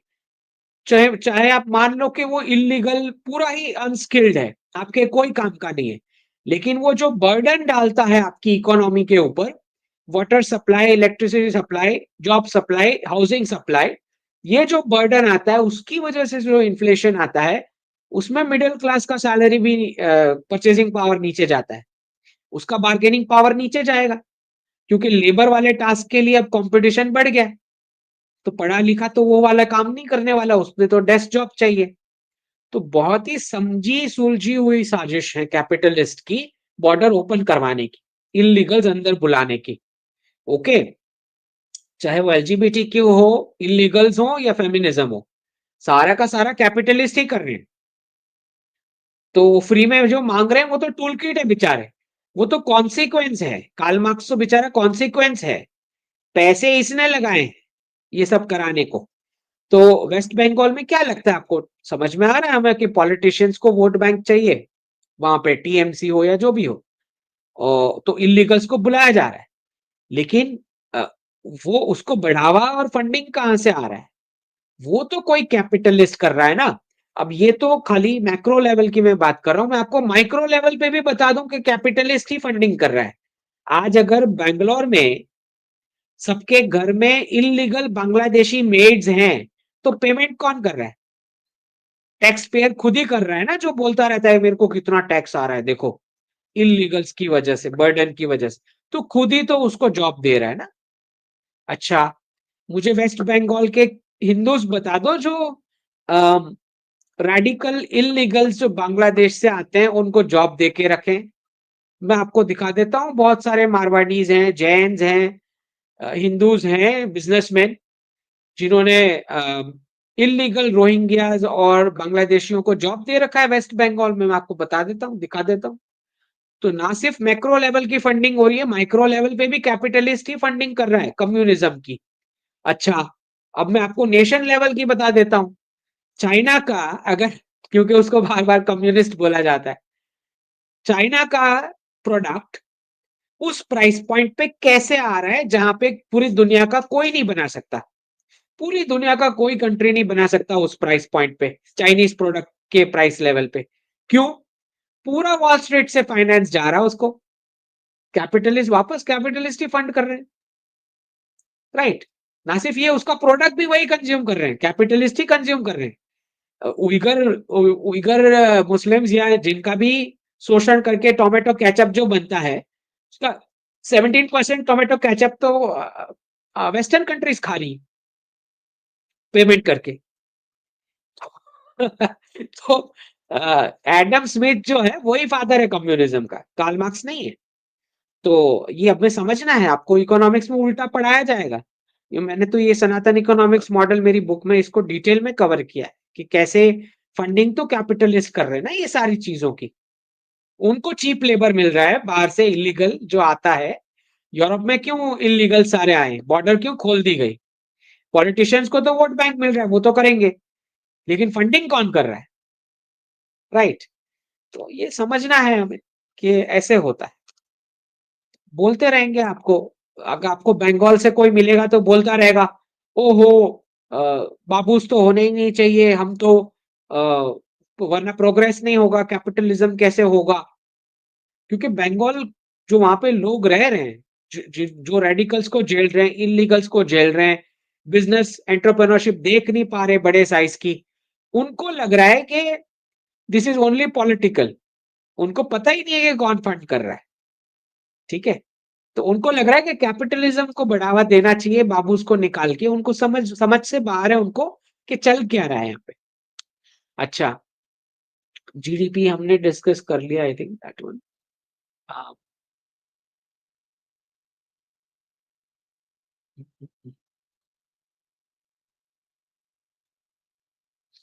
हम्म। तो अब विवेक रामास्वामी जी को थोड़ा थोड़ा समझ में आ रहा है, बोल रहे गवर्नमेंट, खाली गवर्नमेंट बजट काटने से नहीं होएगा, बहुत सारे रेगुलेशन काटने पड़ेंगे तो उसका भी बेनिफिट होगा। शायद सब कुछ बोल लिया है तो अब समझ में भी आ रहा होगा, क्योंकि चर्चाएं हुई होंगी इंटरनल, तो पता लगा कि निकाल देंगे इतने सारे गवर्नमेंट एम्प्लॉयज को, तो डेफिसिट तो आपका खर्चे का निकल जाएगा। लेकिन इलेक्शन हार जाओगे 2 साल बाद, जो मिड टर्म इलेक्शन है। तो थोड़ा थोड़ा रियलिटी इन्हें भी समझ में आ रहा है, बोल तो सब बहुत बड़ा बड़ा बोल दिया है। दूसरा, सरदार पटेल जी का फोटो डाला है मैंने, क्योंकि उनका अभी पुण्यतिथि था। तो अ, उनकी लाइफ में एक ही दिक्कत थी, वो है नेहरू। राहुल कंवर की पिटाई होती रहती है, आपको पता है, आपने देख लिया होगा। आई थिंक संभल वाला हमने कवर किया था, एनआईए की रेड्स। तो पूरा का पूरा संभल में टेरर हब है ये। तो इसका पूरा मैंने थ्रेड डाला हुआ है कि सितंबर 2024 में एनआईए की रेड हुई, फिर नवंबर 2023 में ये अहमद रजा जो हिजबुल मुजाहिदीन से पकड़ा गया, वो भी संभल में शादी हुई उसकी। ये जो है चार्जशीट डाली पुलिस ने कोर्ट में 2016 में कि संभल तो टेरर हब हो चुका है। तो 17 सस्पेक्ट पाए गए अलकायदा वाले। ओके, उसमें से 12 एब्सकॉन्डिंग। फिर सनौल हक करके हैं जो अलकायदा का इंडिया का हेड बना है, 2019 में यूपी का, वही संभल से मिला। तो घर से भाग गया था संभल से 1995 में। फिर पाकिस्तान जाके आया, फिर आईएसआई का एसेट बना, राइट। 2015 में भी अलकायदा का ऑपरेटिव पकड़ा गया। तो अब क्योंकि योगी जी है और सेंटर से, होम मिनिस्ट्री से सपोर्ट मिलता होगा अमित शाह जी का, सीबीआई, ईडी और एटीएस को इनपुट्स मिलते होंगे कि ये सब चल रहा है, आप देखो आपके स्टेट में। तो संभल के डीएम ने जो है अच्छी खासी कार्रवाई करी, एसपी और डीएम ने मिलके, और कुछ मंदिर भी रिवाइव किए हैं। लेकिन हमें ये समझना है कि हिंदू पॉपुलेशन क्या हो चुकी है। 47 में 45% थी, 2011 में 22% थी, 2024 में कुछ 15% माना जा रहा है। सब भाग गए बेसिकली, क्योंकि रहते ही इस तरीके से होंगे कि आप भागी जाओगे वो एरिया छोड़ के। तो उनका इकोनॉमिक मॉडल बहुत रेडिकल्स का सही है, कितनी भी वेल्दी प्रॉपर्टीज हो, आपको भगा उस तरह से, उतने गंदे तरीके से रहना है कि सामने वाला जगह छोड़ के भागी जाए, right. So this is the modus operandi, आपको समझना पड़ेगा कि चल क्या रहा है। उनका इकोनॉमिक मॉडल बड़ा ही सक्सेसफुल है, क्योंकि इस मॉडल में 57 कंट्रीज बनी इस हिसाब से कि गंदगी फैलाओ, गाय काटो, बदमाशी करो, स्टैबिंग करो, और आपके बच्चे हैं नहीं, आपके 1 या 2 बच्चे हैं, तो आप ये सारी हरकतें कर ही नहीं सकते आपके बच्चे। तो ये हालत है, बर्थ रेट नहीं बढ़ाओगे तो यही होना है, राइट। इसराइल में जैसे मैंने देखा था कि भाई 3 और 4, 4 का तो मिनिमम बर्थ करना है, उनका रूल है, 3 से 4 तो करने ही है, और उसमें से 2 को काउंट करके चलना है कि देश के लिए। दिस इज व्हाट, ये जो ज्यूज से मैं देख के आया हूं वो बता रहा हूं, ठीक है। ये हो गया। हाँ, ये फोटो जो है 1971 के सरेंडर वाली, वो आर्मी की ऑफिस से निकाल के ये नई वाली डाली गई। और ये बहुत जरूरी था डीकोलोनाइजेशन के लिए, क्योंकि आप देख ही रहे हो इसमें आचार्य चाणक्य दिख रहे हैं, और श्री कृष्ण हैं अपने रथ के साथ, अर्जुन है, और पूरे इक्विपमेंट्स दिखाई दे रहे हैं। ये एलएसी वाला एरिया है, ये पूरा पैंगोंग वाला। तो कुछ मैसेजिंग चाइना को भी इस पिक्चर के साथ गई होगी। पूरा डीकोलोनाइजेशन है, क्योंकि यहाँ पे 71 वाले पिक्चर में आप खाली मिलिट्री के यूनिफॉर्म्स देख रहे हो, यूनिफॉर्म्स, हायरार्की, डेजिग्नेशन जो वेस्टर्न टेम्पलेट से चिपका दी गई हैं सारे इंस्टीट्यूशन में। तो ये कोलोनाइजेशन का पिक्चर है। ये डीकोलोनाइजेशन का पिक्चर है कि हमारे प्रेरणा स्रोत जो है वो आचार्य चाणक्य और श्री कृष्ण है। इसको बोलते हैं डीकोलोनाइजेशन, ठीक है। और दूसरा ये समझना है कि पाकिस्तान और बांग्लादेश तो कोई लायक ही नहीं है, वो आपका टारगेट नहीं है, वो कोई लायक ही नहीं है कि आप उसको एम बना के चलोगे। वो तो कुछ ही टाइम में डिसमेंटल हो जाएगा सब, जो भी चल रहा है उनका रेडिकलाइजेशन का प्रोसेस, खुद ही बर्बाद हो रखे हैं। आपको, आपने ज्यादा कुछ करना भी नहीं है, खाली पुश ही देना है, लास्ट मिनट का जो धक्का देना है, जब लास्ट मिनट आएगी धक्का दे दिया जाएगा। लेकिन ये समझना है कि डीकोलोनाइजेशन में आपके क्या टारगेट्स हैं। तो आप चाइनीज के लेवल का, आपका आपका डिप्लोमेसी चाइना से भी बेटर है कुछ कुछ लिहाज से, ओके। तो छोटे टारगेट्स हमने नहीं रखने हैं, हमने तो यहाँ पे चाइना की जम के पिटाई करनी है। जैसे ही पता लगे कि उनको मार खाने का शौक हो रखा है, पानी पूरी खाने आना है, बराबर से उसको पकोड़े खिलाओ, लेफ्ट एंड राइट, एलएसी पे। तो ये मैसेज चाइना को जाना बहुत जरूरी है। और क्योंकि अब दोनों के रिलेशंस, अभी मैं मानता हूं हाईएस्ट लेवल पे हैं, ऐसे कभी इतने अच्छे नहीं रहे। इंडिया और चाइना के बीच पिछले 3 साल में जो रहे हैं, स्पेशली मार्च 2022 के साथ जो चाइना के साथ रिलेशन है वो हाईएस्ट लेवल पे है। तो तैयारी पूरी रखनी है कि मार खाने आए तो आप बराबर से मार खिलाओ उसको, राइट। ये जो प्रेडिक्शन मैंने दिया ही था कि पहले इलीगल्स की बारी होने वाली है और फिर लीगल्स की बारी आएगी, क्योंकि दो है उनकी टीम में। एक जिसको बॉर्डर जार बोलते हैं, टॉम करके, वो जो है इलीगल्स पे कार्रवाई करेगा, और दूसरा मिलर है जो लीगल्स के पीछे पड़ा रहता है, तो उसको भी टीम में लिया है प्रेसिडेंट ट्रंप ने। तो ये रिपोर्ट, अभी का रिपोर्ट ये बोल रहा है कि 18,000 को डिपोर्ट किया जा सकता है। लेट्स सी क्या होता है। मैंने तुरंत ही दे दिया था ये प्रेडिक्शन तो कि यही होने वाला है। हम्म सो ये थ्रेड जो डीप स्टेट की है बहुत इंपॉर्टेंट है, मैंने एक्सप्लेन किया है इसमें। अभी नहीं कवर कर रहा हूँ क्योंकि बहुत टाइम हो चुका है। तो ये हैंडल पे जाके इसको फॉलो करो और डीप स्टेट वाला ये पूरा थ्रेड पढ़ो आप कि क्या क्या चल रहा है। ठीक है, इसको मैं अभी कवर नहीं कर रहा हूँ। दूसरा टीयर 2 और 3 का जो मैंने प्रेडिक्शन दिया था 25 जून 2023 को, कि टीयर 2 और 3 भारत जो है वो राइज करेगा। दिसंबर में 16 दिसंबर 2023 को प्रधानमंत्री जी ने खुद बोल दिया टीयर 2 और 3 जो है वो फाउंडेशन है डेवलप्ड इंडिया का। और 14 दिसंबर अभी 2024 ये रिपोर्ट आया है कि नए जितने हाउसिंग के प्रोजेक्ट्स हो रहे हैं टीयर 2 में, उसमें 65% राइज आया है हाउसिंग प्राइसेस का। मतलब परचेजिंग पावर जो है वो टीयर 2 और 3 में बढ़ रही है, जॉब वाले टीयर 1 में नहीं। टीयर 2 और 3 में परचेजिंग पावर बढ़ रही है। और ये डेटा है 2023 से अक्टूबर 2024 का।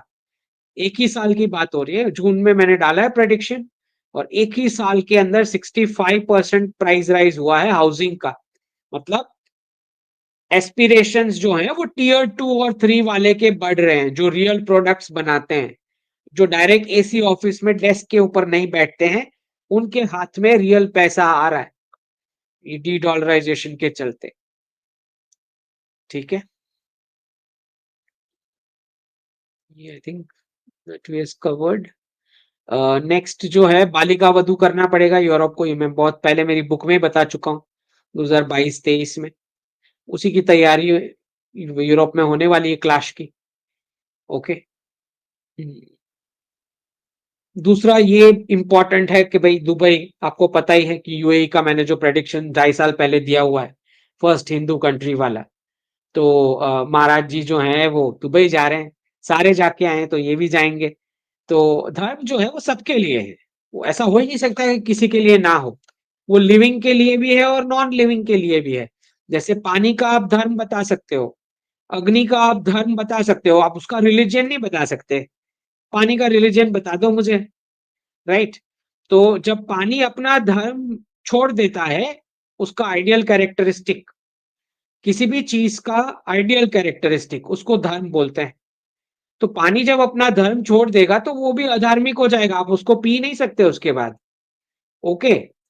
तो धर्म सबके लिए है, उसको आप बांध नहीं सकते, उसको आप पॉलिटिकल बॉर्डर में भी नहीं बांध सकते, आप उसको नेशनलिज्म से भी नहीं बांध सकते।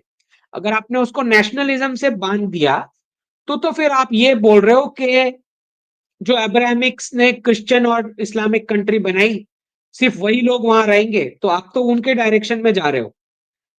हमको उनके डायरेक्शन में ही नहीं जाना है, उनको हमारे डायरेक्शन में लेके आने का है। सो धर्म रिलीजन के लिए भी है, सारे मनुष्य के लिए है। ये हमें समझना है अंतर दोनों के बीच।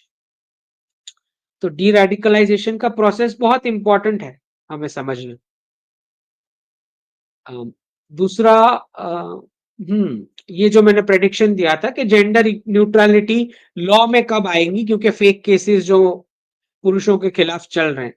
तो जब ओवैसी की टीम वुमेन रिजर्वेशन वाले पार्लियामेंट में जो डिबेट चलेगी उनके साथ शुरू होएगी, तब रियल जेंडर न्यूट्रलिटी लॉ में आएंगी। थोड़े थोड़े स्टेप्स अभी से शुरू हो जाएंगे क्योंकि इवेंट्स हो चुके हैं, सुसाइड्स के इतने सारे दिन बर दिन बढ़ते जा रहे हैं।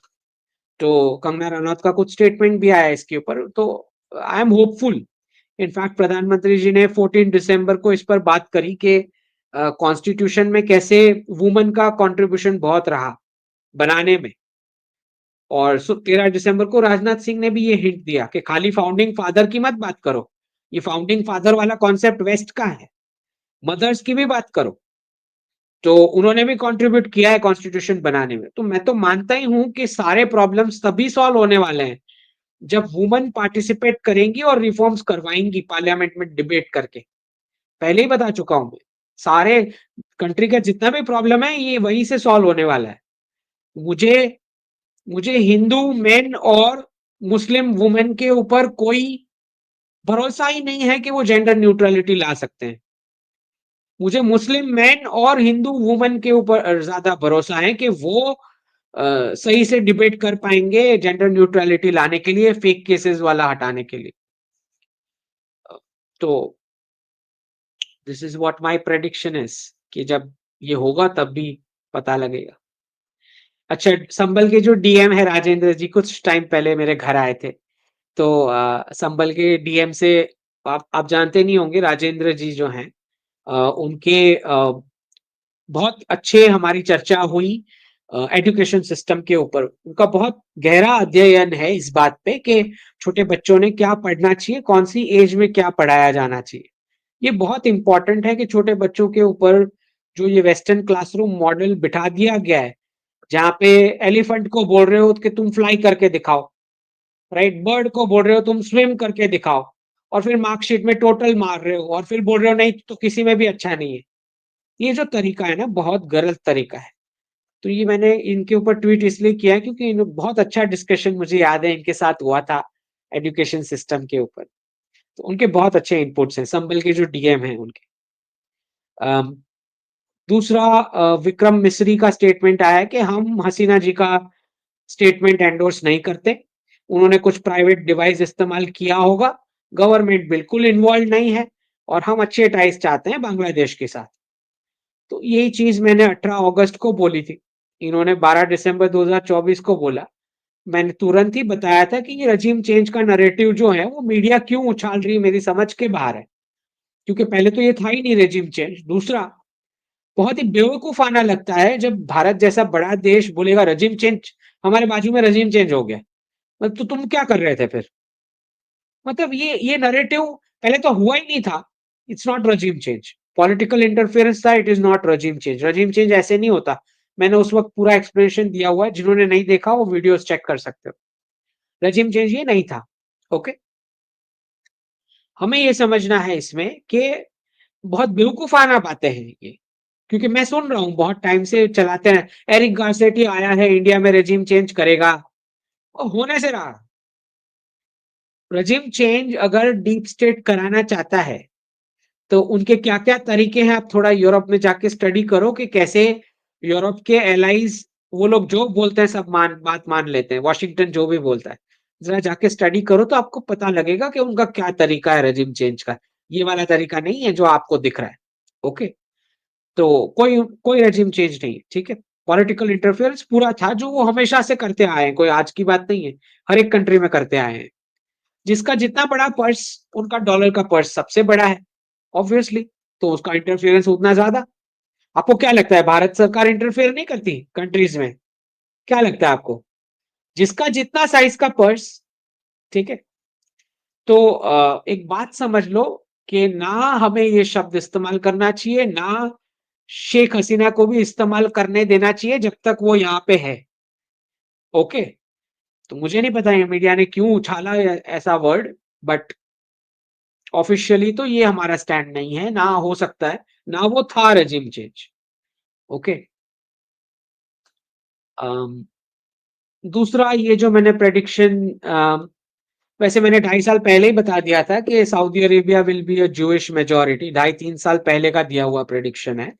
तो ग्रेटर इजराइल तो मैं पहले ही बता चुका हूं, लेकिन ये क्योंकि ओलंपिक्स का फोटो देख के मैंने ये प्रेडिक्शन दिए थे कि इसमें मुझे ग्रेटर इजराइल दिख रहा है, अमेरिकन यूनियन, इकोनॉमिक यूनियन दिख रहा है, और यूके का पार्टीशन। तीन चीज तो एकदम साफ मुझे पेरिस ओलंपिक्स के फोटो से दिख रही है।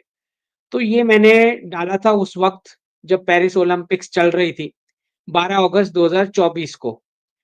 तो उसके बाद अब ये दोनों चीज हो चुकी है, एटलीस्ट सिग्नल्स क्लियर दिख रही है।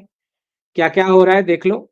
सीरिया में क्लियर बताया जा रहा है कि जो एरियाज हैं वो बोल रहे हैं हम इसराइल से जुड़ना चाह रहे हैं, और प्रेसिडेंट ट्रम्प खुले में बोल रहे हैं कि कनाडा मैक्सिको जो है वो 51st और 52nd स्टेट उड़ा रहे हैं, जो भी मजाक कर रहे हैं। बहुत ही क्लियर दिख रहा है कि अमेरिकन इकोनॉमिक यूनियन बनने वाला है।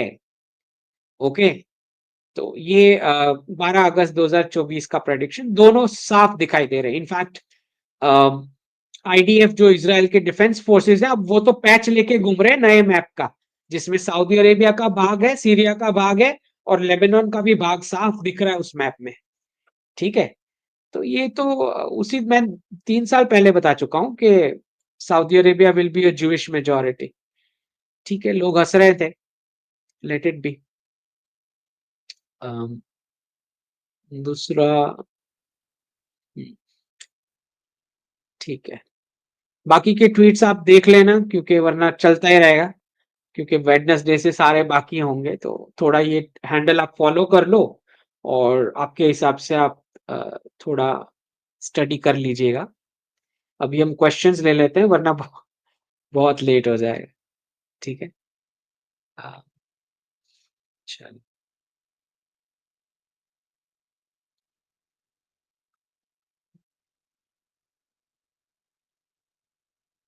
बहुत सारे क्वेश्चंस आ गए हैं।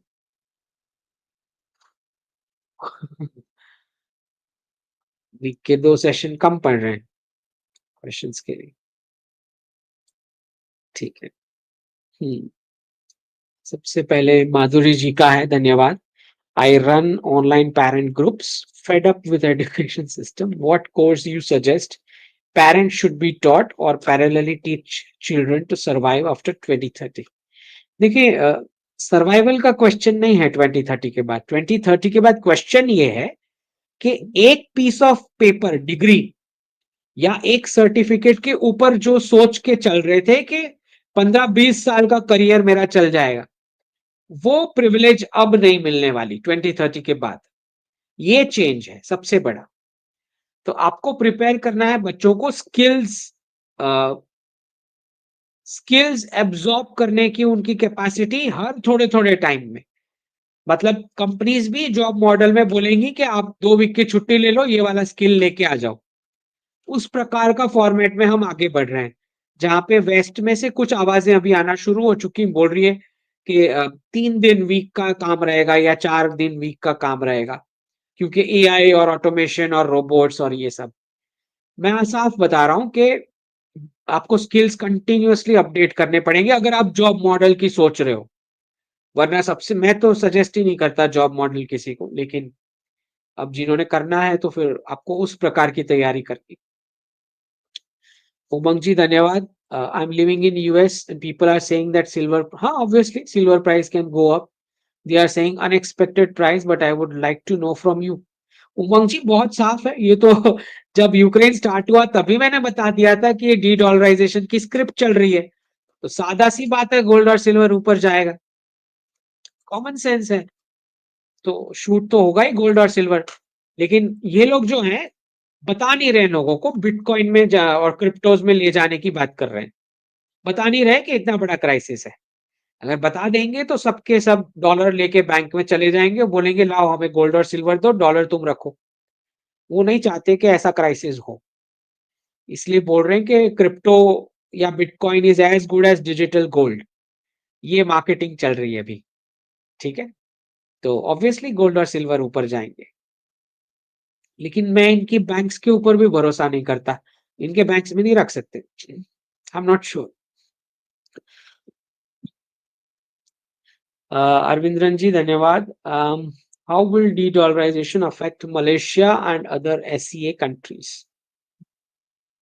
देखिए, मलेशिया और साउथ ईस्ट एशिया की जो कंट्रीज हैं, इनकी इकोनॉमीज इतनी ग्लोबलाइज्ड नहीं है। सबसे पहले तो रीजनल इंटीग्रेशन करना है इनके लिए मुश्किल नहीं है।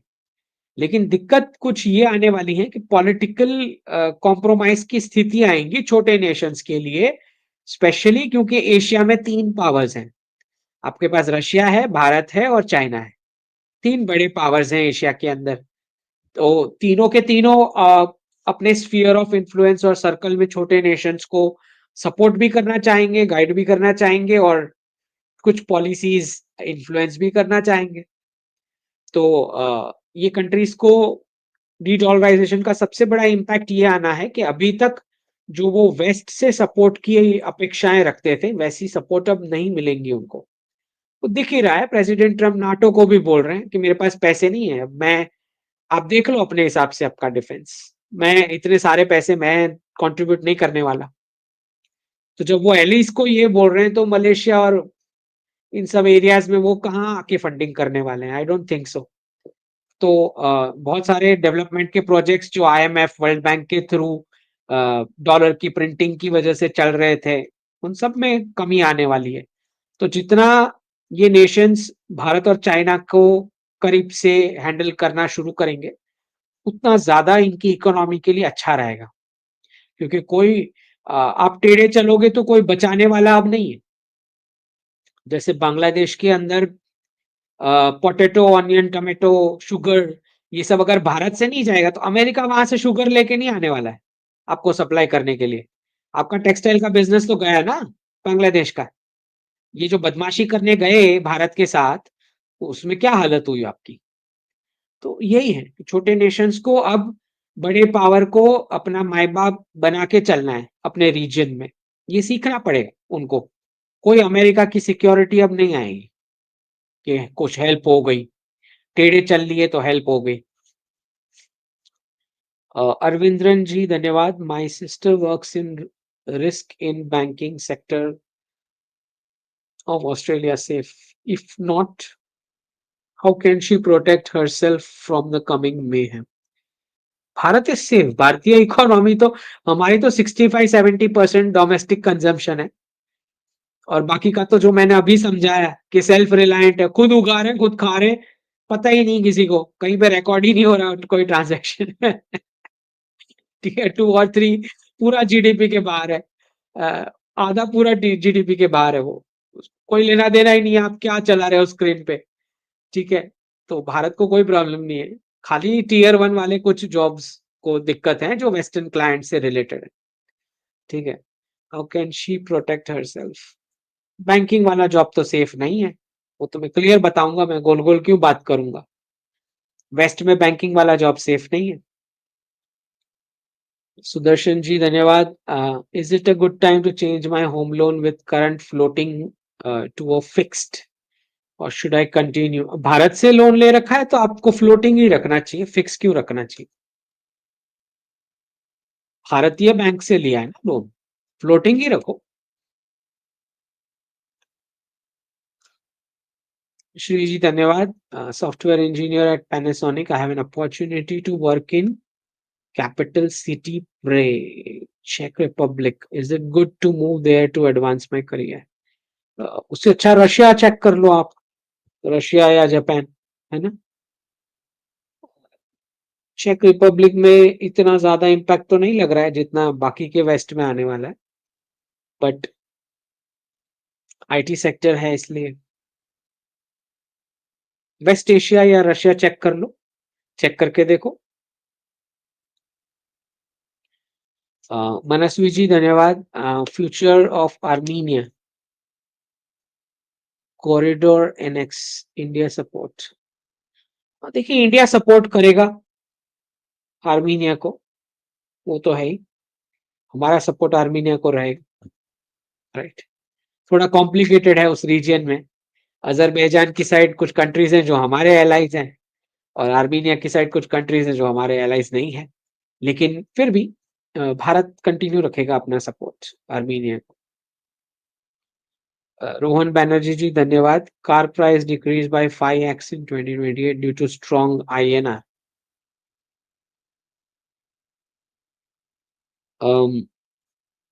इंडियन मैन्युफैक्चर्ड कार्स के फॉरेन इंपोर्ट्स वाली का कम हो सकता है, इंडियन मैन्युफैक्चर्ड वाली उतना कम नहीं होएगा। रोमिल जी असेंबली बेसिकली, रोमिल जी धन्यवाद। Returns expected in gold and silver if hold for 3 years।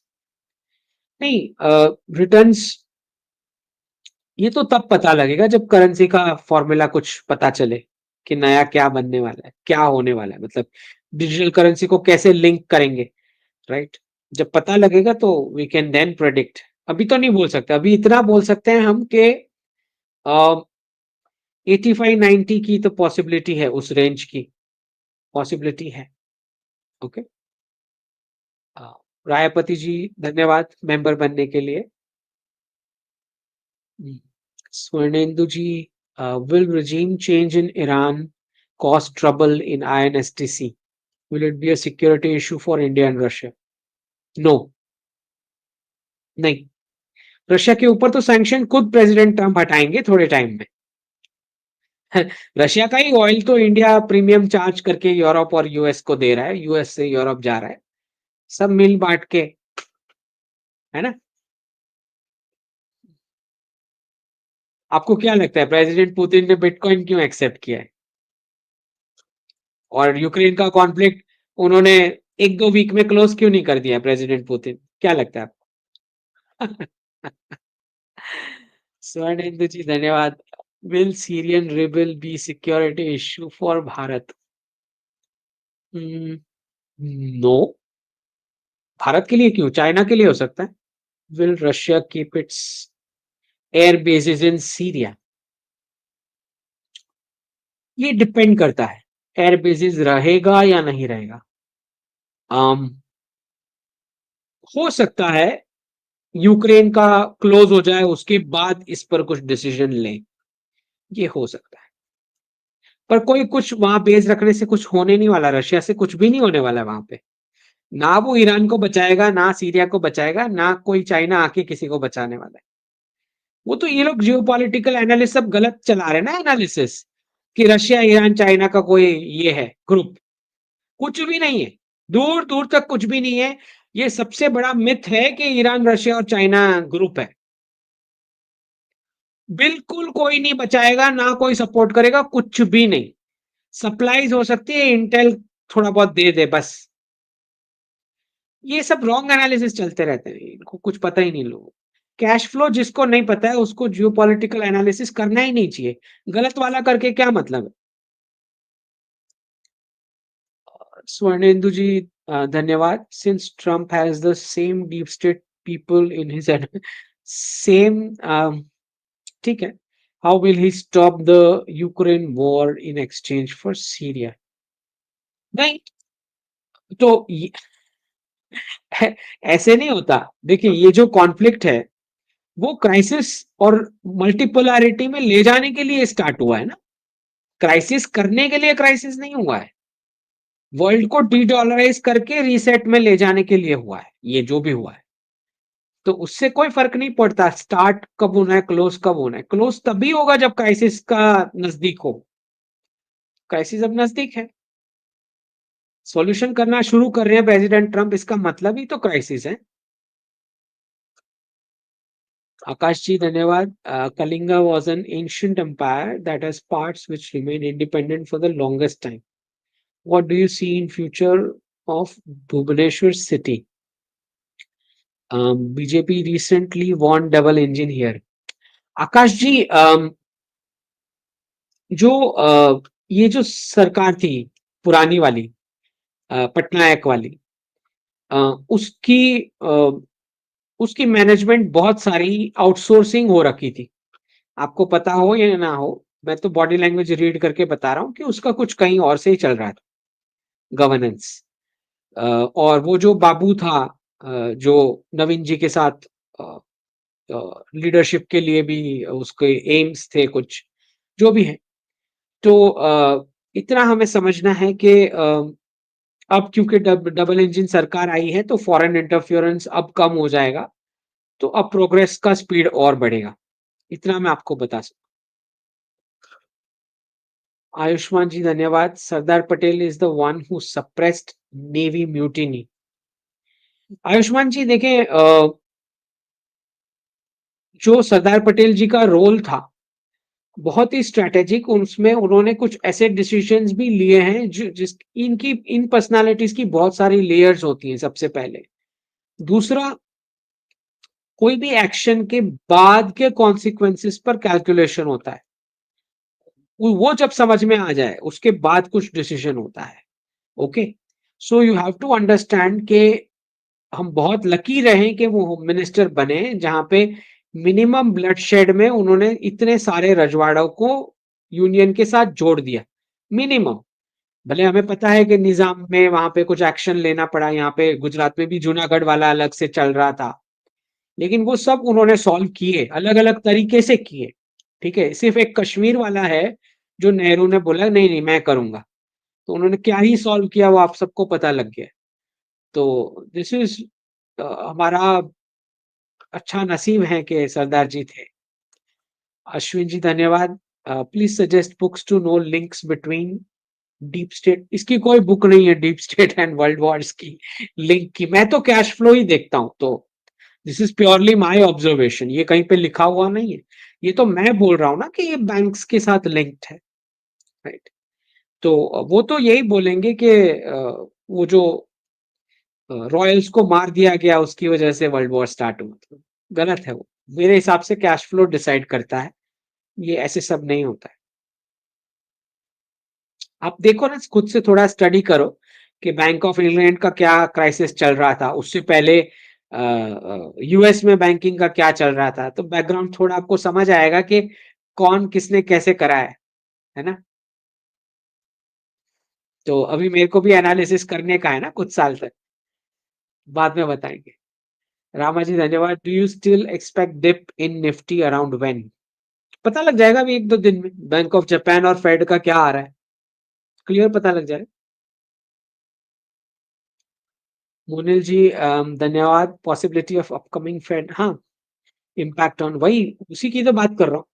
सो उनके डिसीजन पर से ही पता लगेगा कि ये डिप आएगा या नहीं दिसंबर का, और नहीं आया तो फिर आप नेक्स्ट ईयर वाला बहुत ही बड़ा एक्सपेक्ट करो, राइट।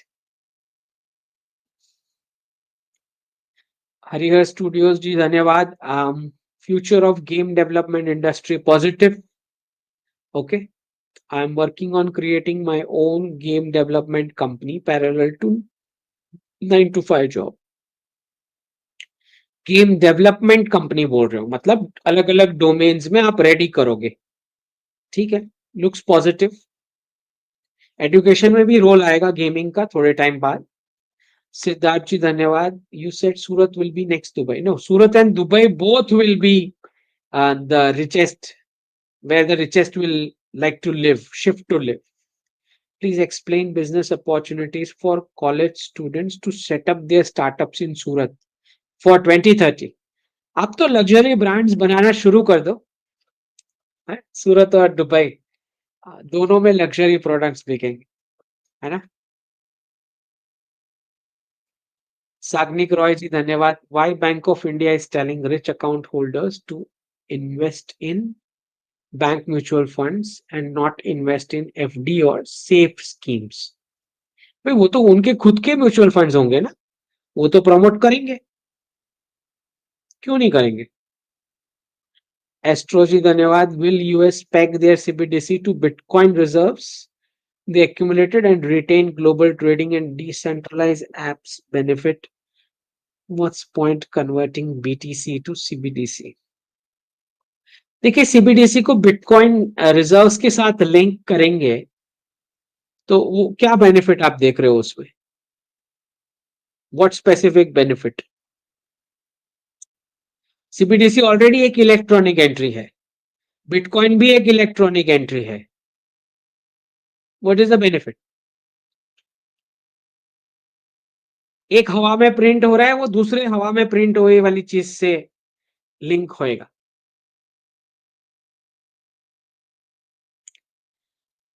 बिटकॉइन में माइनिंग जो होता है, जो भी बोलो प्रोसेस, बट बेसिकली किसी के कंट्रोल में नहीं, right, no central bank role.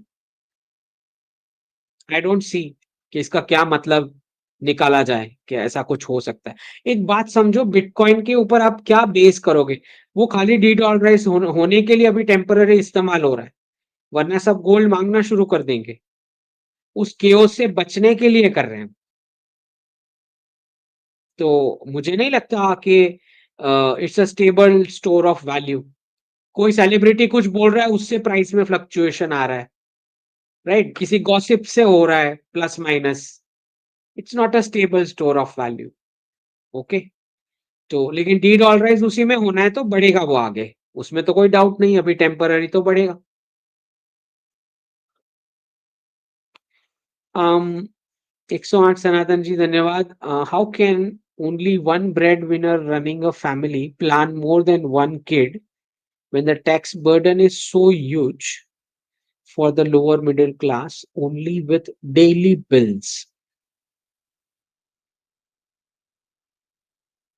हम्म, तो आपको बेसिकली मुझे जो समझ में आ रहा है कि आप एजुकेशन का एक्सपेंस उसमें से माइनस कर लो तो अच्छा खासा बर्डन निकल जाता है। इनफैक्ट वैसे भी ये काम का नहीं है जो चल रहा है, तो आप होम स्कूलिंग करा लो या गुरुकुल वाला करा लो ऑल्टरनेट, और एक्सटर्नल एग्जाम्स दे के फिनिश करा लो जब तक नया कुछ सेट रेडी नहीं हो जाता तब तक। तो बेसिकली गवर्नमेंट ने सिर्फ इतना ही करना है कि एजुकेशन सिस्टम का खर्चा माइनस करना है। आप डिजिटल करो, फ्री करो, एक्सटर्नल एग्जाम्स करो, गुरुकुल सेटअप करो, एनईपी करो, आईकेएस करो, जो भी मेथड से करो, फाइनेंशियल बर्डन हटाओ एजुकेशन का मैक्सिमम जितना हो सकता है। ठीक, तो ऑटोमेटिक सब कुछ सॉल्व है उसके साथ, सारे प्रॉब्लम सॉल्व है, बहुत बड़े बड़े वाले। ओके, वोकमैन शो जी धन्यवाद। Future of civil engineering jobs in government sector, government में कम, प्राइवेट में ज्यादा। ठीक, Ruchit ji, I have 25 lakh FD and waiting for, is it correct? What if your stock market prediction goes wrong? um, पहला तो आप सही बोल रहे हो कि जब क्राइसिस आएगा तब इन्वेस्ट करना है। What if the stock market prediction goes wrong? What if that goes wrong? It can go wrong. I mean, I will say it's gone wrong. So what? मैं एस्ट्रोलॉजर नहीं हूं, आप रुचित जी एक बात समझो, आई am not an astrologer. Okay, मैं तो अपने लॉजिक से जो देख पा रहा हूं उतना बता रहा हूं। ओके, सो कुछ ऐसे फैक्टर्स होंगे जो मैंने शायद मिस कर दिए हो, ये भी हो सकता है। तो ऐसा नहीं है कि मेरा प्रेडिक्शन सही होना ही चाहिए। मैं आई am not into astrology. Okay, कुछ लोग ने कंफ्यूज कर लिया है कि ये एस्ट्रोलॉजर है, मैं एस्ट्रोलॉजर नहीं हूँ। उसको उसका प्रोफेशन है प्रेडिक्शन देना, एस्ट्रोलॉजर का, तो उसको जरूरी है उसका सही होना चाहिए हर बार। मेरा तो गलत होगा तो I am very open to admit कि गलत हुआ। मैंने तो जैसे ही वो इलेक्शन रिजल्ट आया मैंने तुरंत बोल दिया। मुझे आई आई हैव नो, एक बात समझो, I have no qualms accepting कि गलत हुआ प्रेडिक्शन, उसमें क्या है, right? So there is nothing wrong in going wrong. लेकिन ये तो है कि मेरे हिसाब से कैश रेडी होना चाहिए इन्वेस्ट करने के लिए। फिर आपकी मर्जी, आप, ये भी हो सकता है कि आप ना फॉलो करके अगर आपको कुछ और डिसीजन लेना है तो यू आर ओपन, क्योंकि आई एम नॉट, ये this is just analysis, right? तो I am not doing consulting, right? Consulting अलग से, that's a separate thing all together. Okay, तो उसमें कुछ भी हो सकता है, we would never know, next year we will know what will happen, but अभी तो हेडलाइंस दिख रही है जो अभी आज मैंने कवर की, उस हिसाब से क्लियर बोल रहे हैं उसमें हेडलाइंस में। अब कुछ हेडलाइंस फेक होती है जो मैं हर बार एक्सपोज भी करता हूँ कि ये फेक हेडलाइंस हैं, राइट? तो देखते हैं प्रेसिडेंट ट्रम्प आते हैं क्या होता है। ओके, नेक्स्ट कौन सा है? ये ना एक इंप्रेशन हो चुका है लोगों को लगता है कि I have a problem admitting that the prediction is wrong. No, I don't have any problem. जितने भी रॉन्ग होंगे, मैंने तो, अच्छा मुझे किसी ने, एक बड़े यूट्यूबर ने मैसेज किया था इसके ऊपर कि अंकित जी अगर आपका प्रेडिक्शन रॉन्ग हो गया, मैंने बोला जितने रॉन्ग हुए हैं कलेक्ट करो, उस पर एक वीडियो बनाएंगे, right? I have no problem. ठीक है, ये कहाँ गया यार, ये मिस हो जाता है कमेंट्स में से, कहाँ पे है?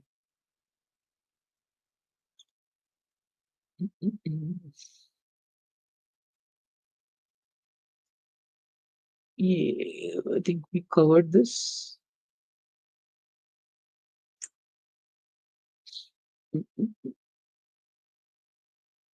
ये अल्फा जी धन्यवाद। In crisis NRI move from west to gulf. वो तो शुरू हो ही चुका है, यूरोप वाले बहुत सारे शिफ्ट हो रहे हैं, कुछ तो मैं ही करा रहा हूँ।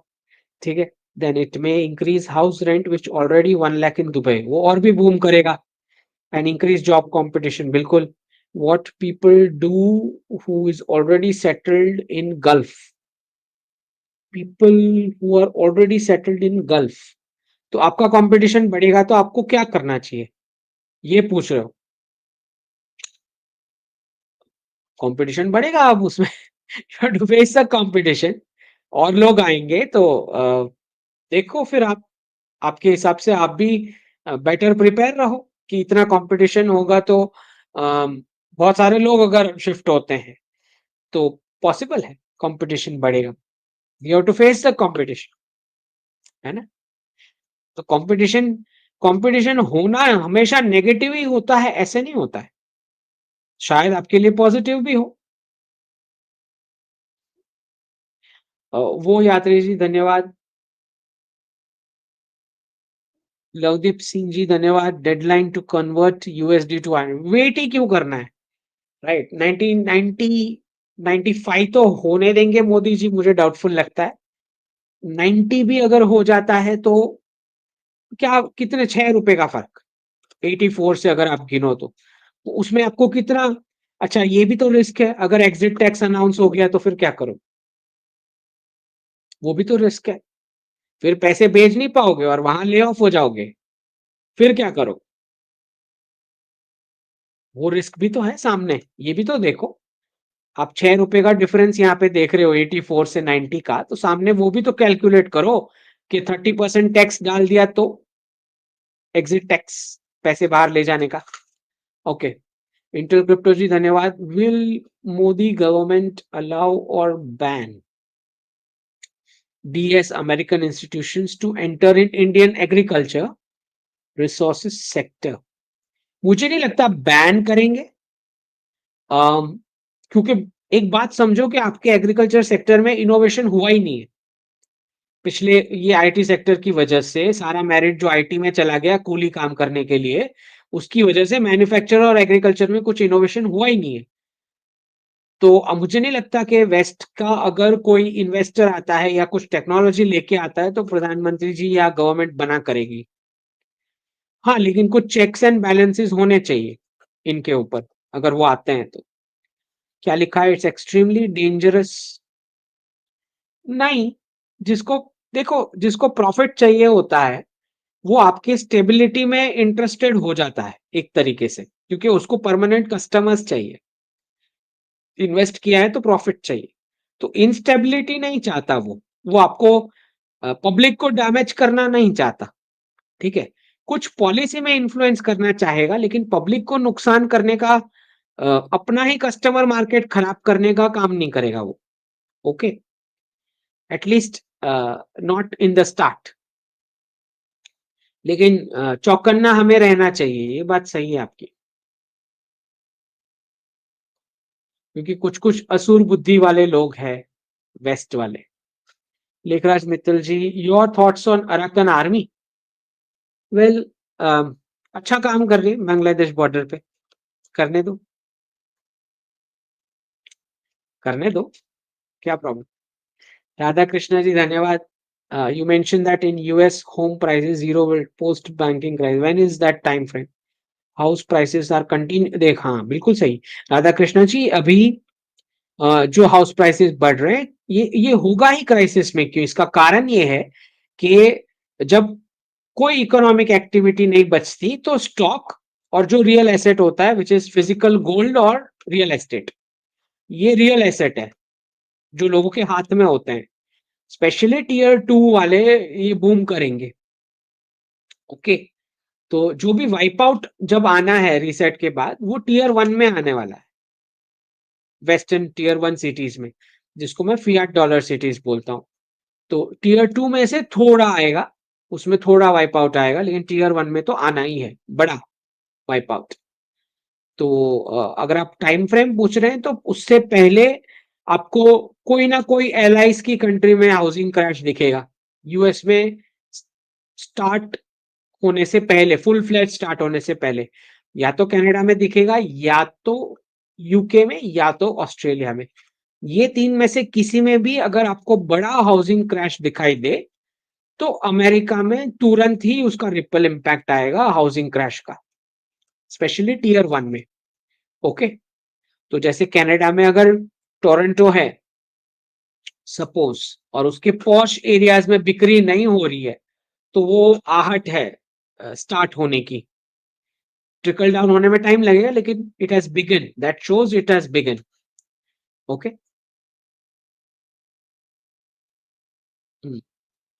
बॉडी बिल्डिंग जी धन्यवाद। When rupee appreciate why don't prices of properties Indian cities won't come down significantly? Significantly नहीं आ सकता, टीयर 1 में थोड़ा जब क्राइसिस चल रहा होगा तब, टीयर 2 में तो नीचे आना ही नहीं है, तो आप भूल जाओ, माइनर अगर कुछ आए तो बस। श्रेय पटेल जी धन्यवाद। Not much money for startup, what should I start and which commodities are going to boost? Gold silver तो boost होनी है। What should I start as startup? India and other countries trade within 30 lakhs if possible. Within 30 lakhs, देखिए आप तो पहले market को study कीजिए कि कौन से मार्केट को आपको सर्व करना है, वहां जाइए, उसमें क्या प्रोडक्ट और सर्विस का गैप है वो स्टडी करो, और कहाँ से आप कैसे फिल इन करोगे, उसका प्राइसिंग, कॉस्टिंग, बिजनेस मॉडल सब निकालो, फिर पहले पायलट प्रोजेक्ट, प्रोडक्ट टेस्टिंग करो, फिर फाइनलाइज कर सकते हैं बिजनेस मॉडल कि ये करने जैसा है या नहीं है। तो पहले तो मार्केट स्टडी से आप स्टार्ट करो, ठीक है। पहले आपको ज्योग्राफी फिक्स करनी पड़ेगी कि किसको मुझे सर्व करना है, मेरा कस्टमर टारगेट मार्केट कौन है, ये पता होना चाहिए पहले एंटरप्रेन्योर को। वो लग्जरी है, मिड अपर मिडिल है, लोअर है, या मिडिल क्लास है, कौन से रीजन में रहता है, कौन से एज ग्रुप में है, कौन सा जेंडर है, क्या वो ही खुद परचेज करता है, ऑनलाइन करता है या ऑफलाइन करता है, ये सब स्टडी पहले करना पड़ता है कोई भी एंटरप्रेन्योरशिप स्टार्ट करने से पहले। प्रकाश गोसाई जी धन्यवाद। नितिन जी धन्यवाद। A suggestion, please do one live session weekly on any topic from ancient Sanatan society, for example role of father। ये इसीलिए तो ट्वीट्स में सारा मिक्स होता है ना, इसीलिए मैं सारी ट्वीट्स को कवर करता हूँ, यही सोच के कि पूरा होलिस्टिक होता है, जियोपॉलिटिक्स भी कर रहा हूँ और ये भी थोड़ा कवर कर। But I am getting your point, आप क्या बोल रहे हो, आई अंडरस्टैंड। स्पेशली मैन और वुमन पे बहुत सारे क्वेश्चंस आ रहे हैं, तो ठीक है। मंगेश जी धन्यवाद। Which currency will be strongest after dedollarization? Which currency will be strongest in terms of its purchasing power, right? तो आप 2030 के बाद की अगर मुझे बात करोगे, ये लेकिन फिर भी डिपेंड करेगा कि गोल्ड और सिल्वर का फॉर्मूला में क्या आने वाला है, आने वाला है या नहीं आने वाला है, और कितना आने वाला है, उस पर से तय होगा, ये ऐसे नहीं तय हो सकता है। ठीक, इतना मैं बता सकता हूं कि रशिया के पास कमोडिटीज बहुत ज्यादा है, चाइना के पास मैन्युफैक्चरिंग बहुत ज्यादा है, और हमारे पास करेंसी का एक बोल सकते हैं स्टेबल स्टोर ऑफ वैल्यू, वो फैक्टर हमारा सबसे ज्यादा है। और गोल्ड की बैकिंग जो हमारे Indian citizen, private Indian citizen के पास है, जिसको कोई आप इंस्ट्रूमेंट में कन्वर्ट करके उसको करेंसी फॉर्मूला में कहीं पे रिफ्लेक्ट करा सकते हो अगर चाहो तो। होगा नहीं होगा, कितना होगा वो पता लगेगा, ठीक है। कार्मिक जी धन्यवाद। What year Bharat will write its own current इतिहास? सब कर रहे हैं अपने अपने हिसाब से, मैं जैसे इकोनॉमिक्स डोमेन में खोजने की कोशिश कर रहा हूँ कि कैसे चल रहा होगा, वैसे हिस्ट्री के डोमेन में भी बहुत सारे लोग हैं जो काम कर रहे हैं, हमारे हैं राइट विंग के बहुत सारे एक्सपर्ट्स हैं जो अलग अलग चीजों पे वर्क कर रहे हैं, आपको पता ही होगा। Intel crypto ji, you relentlessly fail to predict Syria. Syria तो क्लियर प्रेडिक्ट किया मैंने 2 दिसंबर को, 8 दिसंबर को हो गया, वीडियो भी तो डाला है चैनल पे मैंने, देखा नहीं आपने? सत्योलॉजी पे मैंने 2 दिसंबर को ही प्रेडिक्ट कर दिया था कि प्रेसिडेंट ट्रंप वहां से अब चोरी ऑयल करने में कम इंटरेस्टेड है, खुद अपना ऑयल निकाल के बेचने में ज्यादा इंटरेस्टेड है, और वो चाहते हैं कि इजराइल का डोमिनेशन, क्योंकि ग्रेटर इजराइल बनाना है, तो वो निकलना चाह रहे हैं वहां से। तो सीरिया कंक्लूजन की ओर जाएगा, ये मैंने लिखा 2 दिसंबर को, बोला हूं मैं सत्योलॉजी पे। आप कहाँ थे? ठीक है। आ, हसीना हसीना जी वाला मैंने बिल्कुल प्रेडिक्ट नहीं किया। म्यांमार अटैक बांग्ला, ये म्यांमार अटैक बांग्ला नहीं, मैंने ये बोला कि जो भी करना है आपको, कुकी लैंड बनाओ, जो लैंड बनाओ, क्रिश्चियन लैंड बनाओ। आप, मिजोरम के जो सीएम ने 2 स्पीचेस दी थी उस वक्त जब मैंने ये एनालिसिस किया था यूएस में। पहली स्पीच में उन्होंने ये बोला कि बांग्लादेश और म्यांमार का रीजन हमें ज्वाइन करा, इंडिया में ज्वाइन करा के जोलैंड, इस टोन में था। 2 दिन बाद उन्होंने दूसरे यूएस इवेंट में ये स्पीच दिया कि तीनों कंट्री में हम जबरदस्ती अलग रह रहे हैं। लोगों ने इसका डेरिवेशन ये निकाला कि ये बोल रहे हैं कि इंडिया के खिलाफ। क्लियर नहीं था उसमें कि इंडिया के खिलाफ ही बोल रहे हैं। तो मेरा ये सजेशन, ये मैंने 1.5 महीने पहले बांग्लादेश वाले वीडियो में, चैनल पे है, मैंने उसमें बोला था कि ये हो सकता है कि कुकीज को आप बोलो कि जाओ, आपको जो भी करना है आप म्यांमार और वहां की लोकल ट्राइब्स के साथ, म्यांमार और बांग्लादेश बॉर्डर पे आपको वहां पे जो भी बांग्लादेश के अंदर बनाना है आप बनाओ, और मणिपुर जो है वो आप दे दो मैते को। This could be one of the solution, और मुझे अभी भी लगता है इट्स अ गुड सॉल्यूशन, क्योंकि हमारा प्रायोरिटी डी रेडिकलाइजेशन है। ठीक है। You never predicted with date and time. नहीं, टाइम नहीं बताया था मैंने, मैं तो चाह रहा हूं कि ये सॉल्यूशन, प्रेडिक्शन भी कम, ये सजेशन ज्यादा था। ओके। ट्वीट्स भी हैं इसके ऊपर, ट्वीट्स हैं, आई शो। ट्वीट भी किया है मैंने इसको, दूसरे ही दिन, पहले वीडियो किया, वीडियो के दूसरे ही दिन मैंने ट्वीट भी किया कि मिजोरम के, क्योंकि मिजोरम से ही आ रहा है। एक बात समझो, मणिपुर में जो सप्लाई हो रहा है म्यांमार के बॉर्डर के थ्रू कुकीज को, वो मिजोरम के थ्रू ही आ रहा है। तो ये सॉल्यूशन लग रहा है, it's a good solution. Okay. होता नहीं होता, let's see, but it is a good solution मेरे हिसाब से। Let's see. आनंद रजप्पन जी, धन्यवाद। व्हाट्स जीडीपी 27% कोलोनियल पीरियड में जीडीपी इज फॉल्स। देखिए, हाँ, ये बात सही है कि फॉर्मूला रॉन्ग है, लेकिन उनके फॉर्मूला के हिसाब से भी 27% तो हमारा आ रहा है। दैट इज बेस्ड ऑन, क्योंकि रिजर्व करेंसी स्टेटस तो हमारा नहीं था, तो इसके बावजूद उनको कंजम्पशन, स्पेंडिंग और सेविंग्स के हिसाब से 27% ऑन एन एवरेज आ रहा है, इतना। एंगस मेडिसन का है डेटा। ओके, आप पढ़ सकते हो उसको। फॉर्मूला गलत है, दैट इज अ फैक्ट, कि उनका तो कुछ अलग ही चल रहा है। um, let me see. Doctor के चक्रवर्ती जी, धन्यवाद। Financial tip for investment of middle class in 25। हाँ, जब ये क्राइसिस आए तो आप इन्वेस्ट कर लें।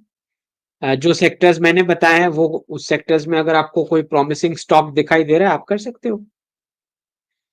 रेखा वर्मा जी, धन्यवाद। What is the future of Indore? Tier 2, it is tier 2, उसका बूम होएगा। 40+ जी, धन्यवाद। We are buying land around those 1800 masjids. Are you? I know. I'm not personally buying anywhere in those. You Uttar Pradesh की बात कर रहे हो? No, I'm not buying anything in Uttar Pradesh. जय Shri Ram. Right time to buy 3H। हाँ, tier 2 में कोई problem नहीं है। विटामिन सी, धन्यवाद। Has Dholera got any potential if I plan to buy residential property? Dholera में आई थिंक अगर आपको रिटर्न चाहिए तो इट विल, क्योंकि टाटा का सेमीकंडक्टर का प्लान आ रहा है और इंटरनेशनल एयरपोर्ट भी मिलने वाला है धोलेरा को। It's a good investment. Which states be best in future when it comes to farming sector? जहां पे वाटर सप्लाई अच्छा रहता है, वैसे स्टेट सारे अच्छे हैं, राइट? तो आप उसको स्टडी कर सकते हो। सबसे best water supply, one of the states is Assam. Okay. One of the best. दूसरे में है Ahmedabad Surat in 2040-50, future of PSU banks, future of PSU banks good. Ahmedabad Surat in 2040-50 boom हो चुका होगा।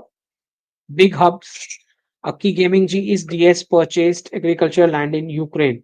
एग्रीकल्चर माइनिंग, सबसे ज्यादा माइनिंग उसके पास सारे वो है, स्पेशल स्पेशल मेटल्स जो बोलते हैं, सारे इंक्लूडिंग जिससे न्यूक्लियर, यूरेनियम, ऑल दैट, है ना, रेयर अर्थ मेटल्स जिसको बोलते हैं, और एग्रीकल्चर दोनों है। दो, इट्स अ फूड बास्केट जिसको बोला जाता है, दोनों तरीके से अच्छा है। धवल जी धन्यवाद। Will agriculture ever be taxed इन भारत? सारे ट्रांजैक्शन टैक्स होने चाहिए, अगर डिजिटल आ रहा है तो सारे ट्रांजैक्शन पे टैक्स आना चाहिए। माइनर आएगा तो भी काफी है, पूरी कंट्री का इतना इकट्ठा हो जाएगा। Reservations and roll back of socialist welfare policies, देखिए कुछ टारगेटेड बेनिफिट्स देने पड़ते हैं, जैसे अभी वो लाडला भाई बहन वॉटेवर, वो जो करना पड़ा, क्यों करना ही पड़ता है, क्योंकि सामने वाली पॉलिटिकल पार्टी पूरा बैंकरप्ट करने तक का ऑफर कर रही है। तो कम से कम आप एटलीस्ट बैलेंस लेवल पे टारगेटिंग बेनिफिट तो दे सकते हो, छोटी अमाउंट्स, जिससे स्टेट भी बैंकरप्ट ना होए और नुकसान भी ना हो कंट्री को। ओके, तो वो तो चलेगा। रिजर्वेशन में चेंजेस की जरूरत है। आकाश जी धन्यवाद। Why Modi bows to Ambedkar ji who insulted Ram? देखिए सारे जो बड़े पर्सनालिटीज होते हैं उनकी मल्टीपल लेयर्स होती हैं। अंबेडकर जी ने बहुत कुछ अच्छे काम भी किए हैं, ऐसा नहीं है कि सारा खराब ही किया होगा, बहुत सारे अच्छे काम किए हैं, और उनका लिटरेचर अगर आप पढ़ोगे तो टोटली ऐसा नहीं है डिवीजन वाला, आप पढ़ के देखो एक बार। हम्म, हिमांशु जी धन्यवाद। परफेक्ट पाठशाला जी धन्यवाद। How reset will impact insurance sector? Boom करेगा। Dheeraj Shetty ji, even with current GDP, don't you think Indian GDP will be correct? जितना करेंसी अप्रिशिएट होगा जीडीपी के करंट फॉर्मूला के हिसाब से ऊपर जाएगा, और यूएस का ट्रिम होगा। True. Is main members of deep state in London city? No, they are in US. Barbarik ji धन्यवाद। बीओजी रेट हाइक इम्पैक्ट +-25, +25 से ज्यादा चेंज नहीं होगा, +50 अगर होता है तो मजा है। -25 नो चेंज, उसमें कुछ नहीं है। ज्योतिश्वर जी धन्यवाद। भविष्य के लाभदायक आर्थिक सेक्टर्स में आप डिफेंस सेक्टर को जरूर शामिल करें, लेकिन दूसरी ओर ये भी बताते हैं कि डॉलर के पतन के बाद दुनिया की तमाम लड़ाइयां रुक जाएंगी। तमाम लड़ाइयां रुक जाएंगी, पॉकेट्स रिवर्स होंगे, पीओजे के ताइवान, ईरान, इसराइल, फिर डिफेंस सेक्टर की ग्रोथ कैसे जा बढ़ेगी ना। सारे रीजनल पावर्स को इंडिजिनस यूएस नहीं करेगा ग्लोबल पोलिसिंग, फिर सारे रीजनल पावर्स को खुद का national security, net security provision देखना पड़ेगा अपने रीजन का और छोटे कंट्रीज का। तो बूम होने वाला है डिफेंस, ठीक है, लेकिन indigenous. What is the future of Texas state? Positive. IT sector negative, west की बात कर रहा हूँ। Dheeraj ji, could you recommend any authentic non-colonized book on Indian stock markets? नहीं, मैंने स्टॉक मार्केट्स पे कोई पढ़ी नहीं है। No, it's pure gambling. क्या पढ़ना है उसमें, कुछ और ही चल रहा है, ऊपर से खिला रहे हैं। आकाश जी धन्यवाद। जब मोदी जी बीएसएफ को कंट्रोल ना कर सकते तो विश्वास क्यों? किसके ऊपर विश्वास? जी देखिए, आप हर बात में मोदी जी, अमित शाह, ऐसे ऐसे नहीं होता है, राइट। आप पकड़ो ना, लोकल एमपी एमएलए जिसको वोट दिया उसको पकड़ो, राइट, एडमिनिस्ट्रेशन को पकड़ो, है ना। आज बारिश नहीं हुई, मोदी जी प्रॉब्लम। आज काम वाली बाई नहीं आई, मोदी जी प्रॉब्लम। ऐसे नहीं होता है, एक इंसान के पीछे पड़ गए सबके सब, वो हर एक गली में आएंगे क्या मोदी जी? उन्होंने ऑर्डर दे दिए, फिर भी नीचे नहीं, 3 लेवल 4 लेवल 10 लेवल नीचे नहीं इंप्लीमेंट हो रहा है, आपको पकड़ो उन लोगों को। ऐसे नहीं होता है। आधों को तो प्राइम मिनिस्टर का नाम भी नहीं पता था 2014 से पहले। ऐसे नहीं होता है। जी, आप तो हमारे फाइनेंशियल एडवाइजर हो। ना बाबा, फाइनेंशियल एडवाइजर मैं तो जियो पॉलिटिक्स, जियो इकोनॉमिक्स के हिसाब से बता रहा हूँ। मेरे को स्टॉक्स का तो कुछ भी नहीं पता। राजीव जी धन्यवाद। Please suggest good time to buy some gold jewellery. ये प्राइस पे परचेज कर सकते हो, अगर नीचे भी जाता है तो भी कोई प्रॉब्लम नहीं है, क्योंकि जब डिजिटल करेंसी आ जाएगी तो जिसके पास गोल्ड का अलग प्राइसिंग चल रहा होगा, मार्केट का अलग और दूसरा अलग, तो उसमें तो नुकसान होना ही नहीं है। इस प्राइसिंग पे नहीं होना है, ठीक है। आकाश जी धन्यवाद। अरब को इंडियन बोल रहे हैं जब खुद के लोग खास, ऐसी है सब। उनको अरब बनना है, अरब बोल रहे हो आप, अरब नहीं हो, सब गड़बड़ चल रहा है।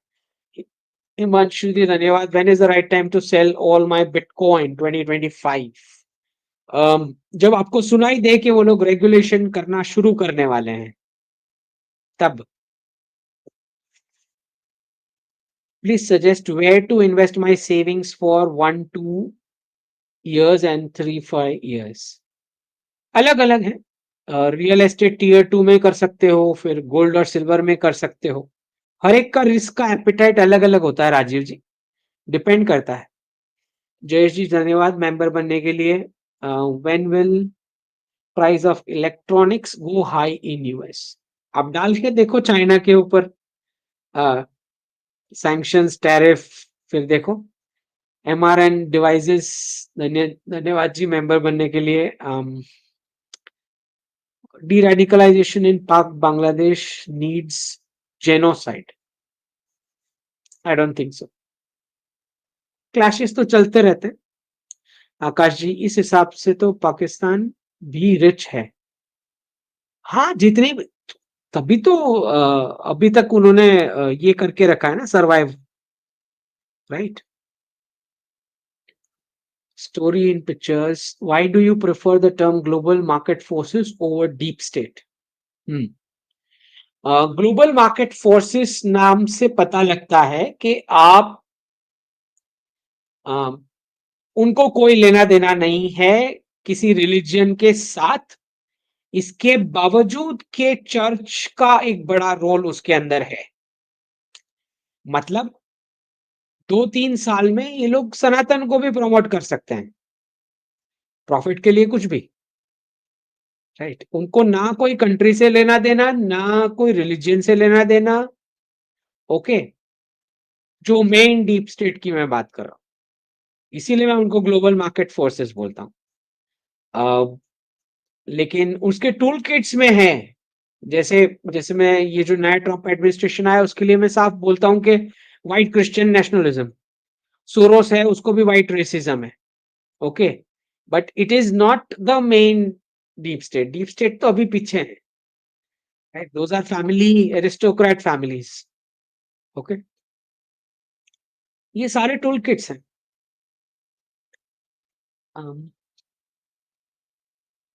दिसंबर dip 20 trillion JP carry trade interest rate hike. हाँ, कुछ आए तो, न्यूज तो आए, आए तो होगा, नहीं आए तो नहीं होगा। उल्लास जी धन्यवाद। जन्मदिन हाँ जी, बहुत बहुत धन्यवाद। अभी 2 दिन है मेरे जन्मदिन को, एडवांस में।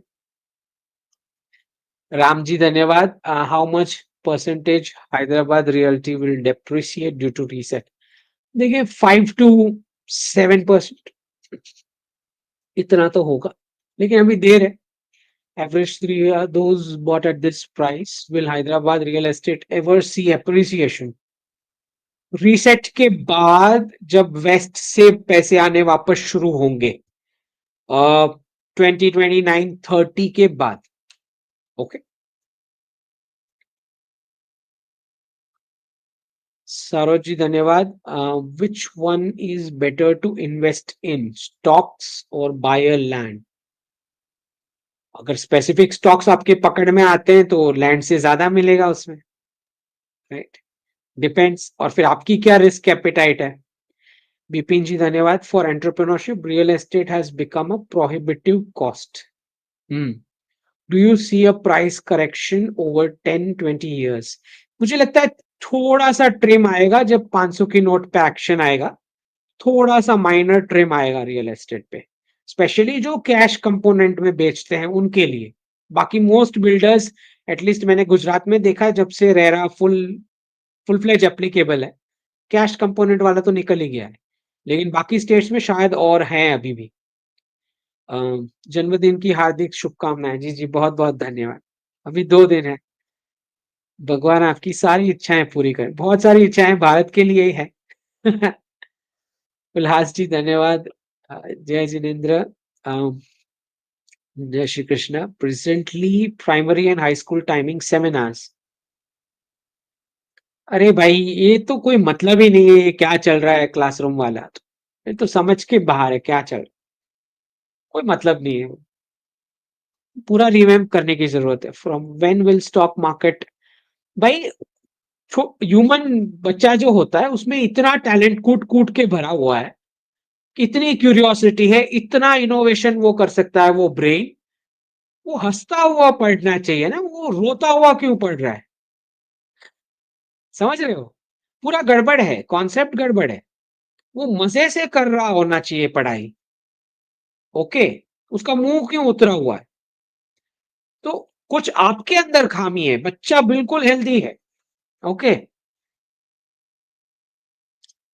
वो छोटे सा बच्चा, जब उसको आप कुछ रियल बता नहीं रहे हो ना, एप्पल दिखा रहे हो ना, एप्पल के खेत में ले गए, लेकिन A for Apple, A for Apple, और उसको रुला रुला के उसकी 2 उंगली के बीच पेंसिल घुसा के लिखवाना शुरू कर। अरे भाई, उसको एप्पल सूंघने दो, एप्पल का कलर देखने दो, उसको एक्सपीरियंस करने दो एप्पल। नहीं,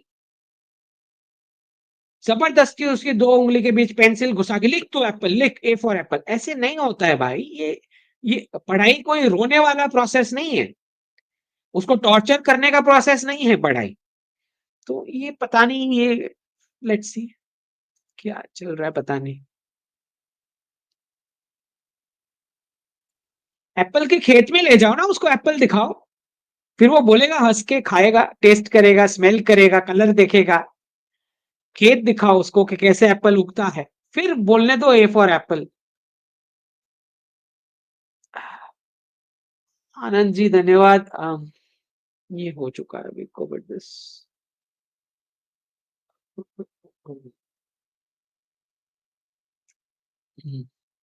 When will stock market bounce back after the crisis? Please mention the year.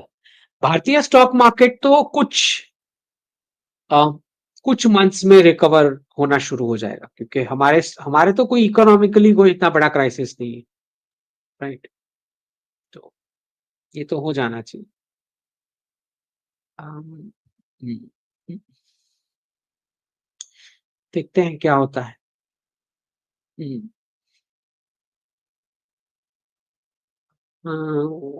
Let me सी कौन सा क्वेश्चंस रह गया है, और भी है। हम्म, हम्म, हम्म, हम्म, अक्षय हेगड़े जी धन्यवाद मेंबर बनने के लिए। विभव जी धन्यवाद। Will US Fed make the rate cut tomorrow? Difficult to predict. मेरे हिसाब से नहीं करना चाहिए, मैं प्रेडिक्शन नहीं दे रहा हूं। यूएस इकोनॉमी के लिए क्या अच्छा है वो बता रहा हूं, उनके लिए अच्छा ये है कि ना करें, फिर करना है तो फिर करो। ओके, प्रेडिक्शन नहीं है, मैं बता रहा हूं कि क्या करना चाहिए। जय मुंगरा जी धन्यवाद। What about Pakistan partition? वो खुद ही हो जाएगा, आप पहले पीओजे के ले लो, खुद हो जाएगा पार्टीशन, अंदर अंदर टुकड़े होते रहेंगे। राकेश जी धन्यवाद। Is their value in creating engineering systems from first principles, all made in India by Indian engineers, or will the foreign companies just do technology transfer to wealthy Indian companies? दोनों होगा, दोनों parallel चलेगा। आपको बार बार ये temptation दिया जाएगा कि हमारा ही खरीद लो, ओके, उसके बेनिफिट्स ये हैं, आप तुम्हारा इनोवेशन तुम करना ही क्यों शुरू कर रहे हो, इतना खर्चा, ऐसे ऐसे टेम्पटेशन दिए जाएंगे, लेकिन टेम्पटेशन में गिर नहीं जाना है। हमने हमारा ही स्वदेशी टेक्नोलॉजी मूवमेंट भले ही 90s का बना रहे हैं, बनाओ, बेस से स्टार्ट करो, बनाओ तो 2030s 40s तक भी पहुंचोगे। तो स्लिपरी स्लोप है, लालच दी जाएगी आपको कि मत करो, ये सब करने की क्या जरूरत है, हम डायरेक्ट प्रोडक्ट दे रहे हैं। तो दोनों हमें कंसीडर करना चाहिए, बैलेंस चलाते हुए चलाना है। Okay. Ambani have chance to join DS round table? No. Bretton Woods 2.0 rumored to introduce stable coins backed by US treasuries to maintain digital currency dollar hegemony. Rumored to introduce stable coins backed by US treasury. US treasury कोई ले नहीं रहा ना, कहाँ ले रहा है? कोई नई साइकिल्स आई नहीं फरवरी 2022 से, जनवरी 22 से कोई यूएस ट्रेजरी की नई साइकिल्स आई नहीं, तो वही उसी लेवल पे चल रहा है, प्लस माइनस थोड़ा।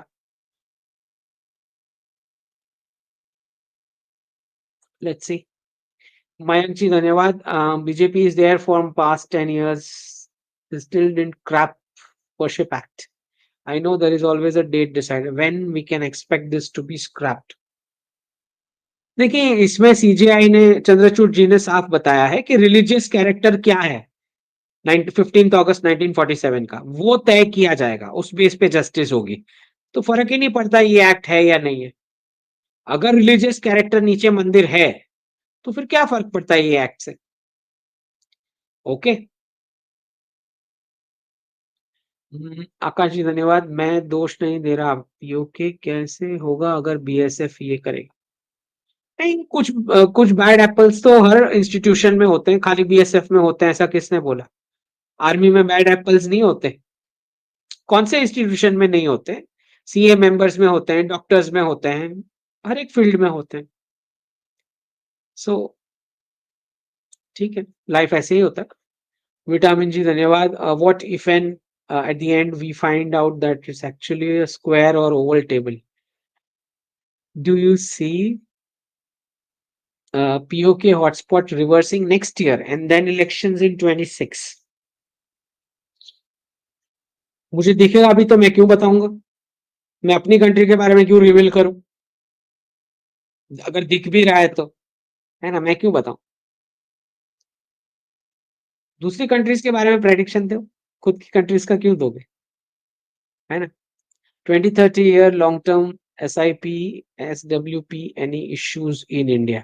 20-30 years no, लेकिन देख लो, वेस्टर्न क्लाइंट्स वाले में अगर डाला है तो अगर निकालना हो, बुक प्रॉफिट बुक करना है, फिर वापस डालना हो तो कर सकते हो। ओके।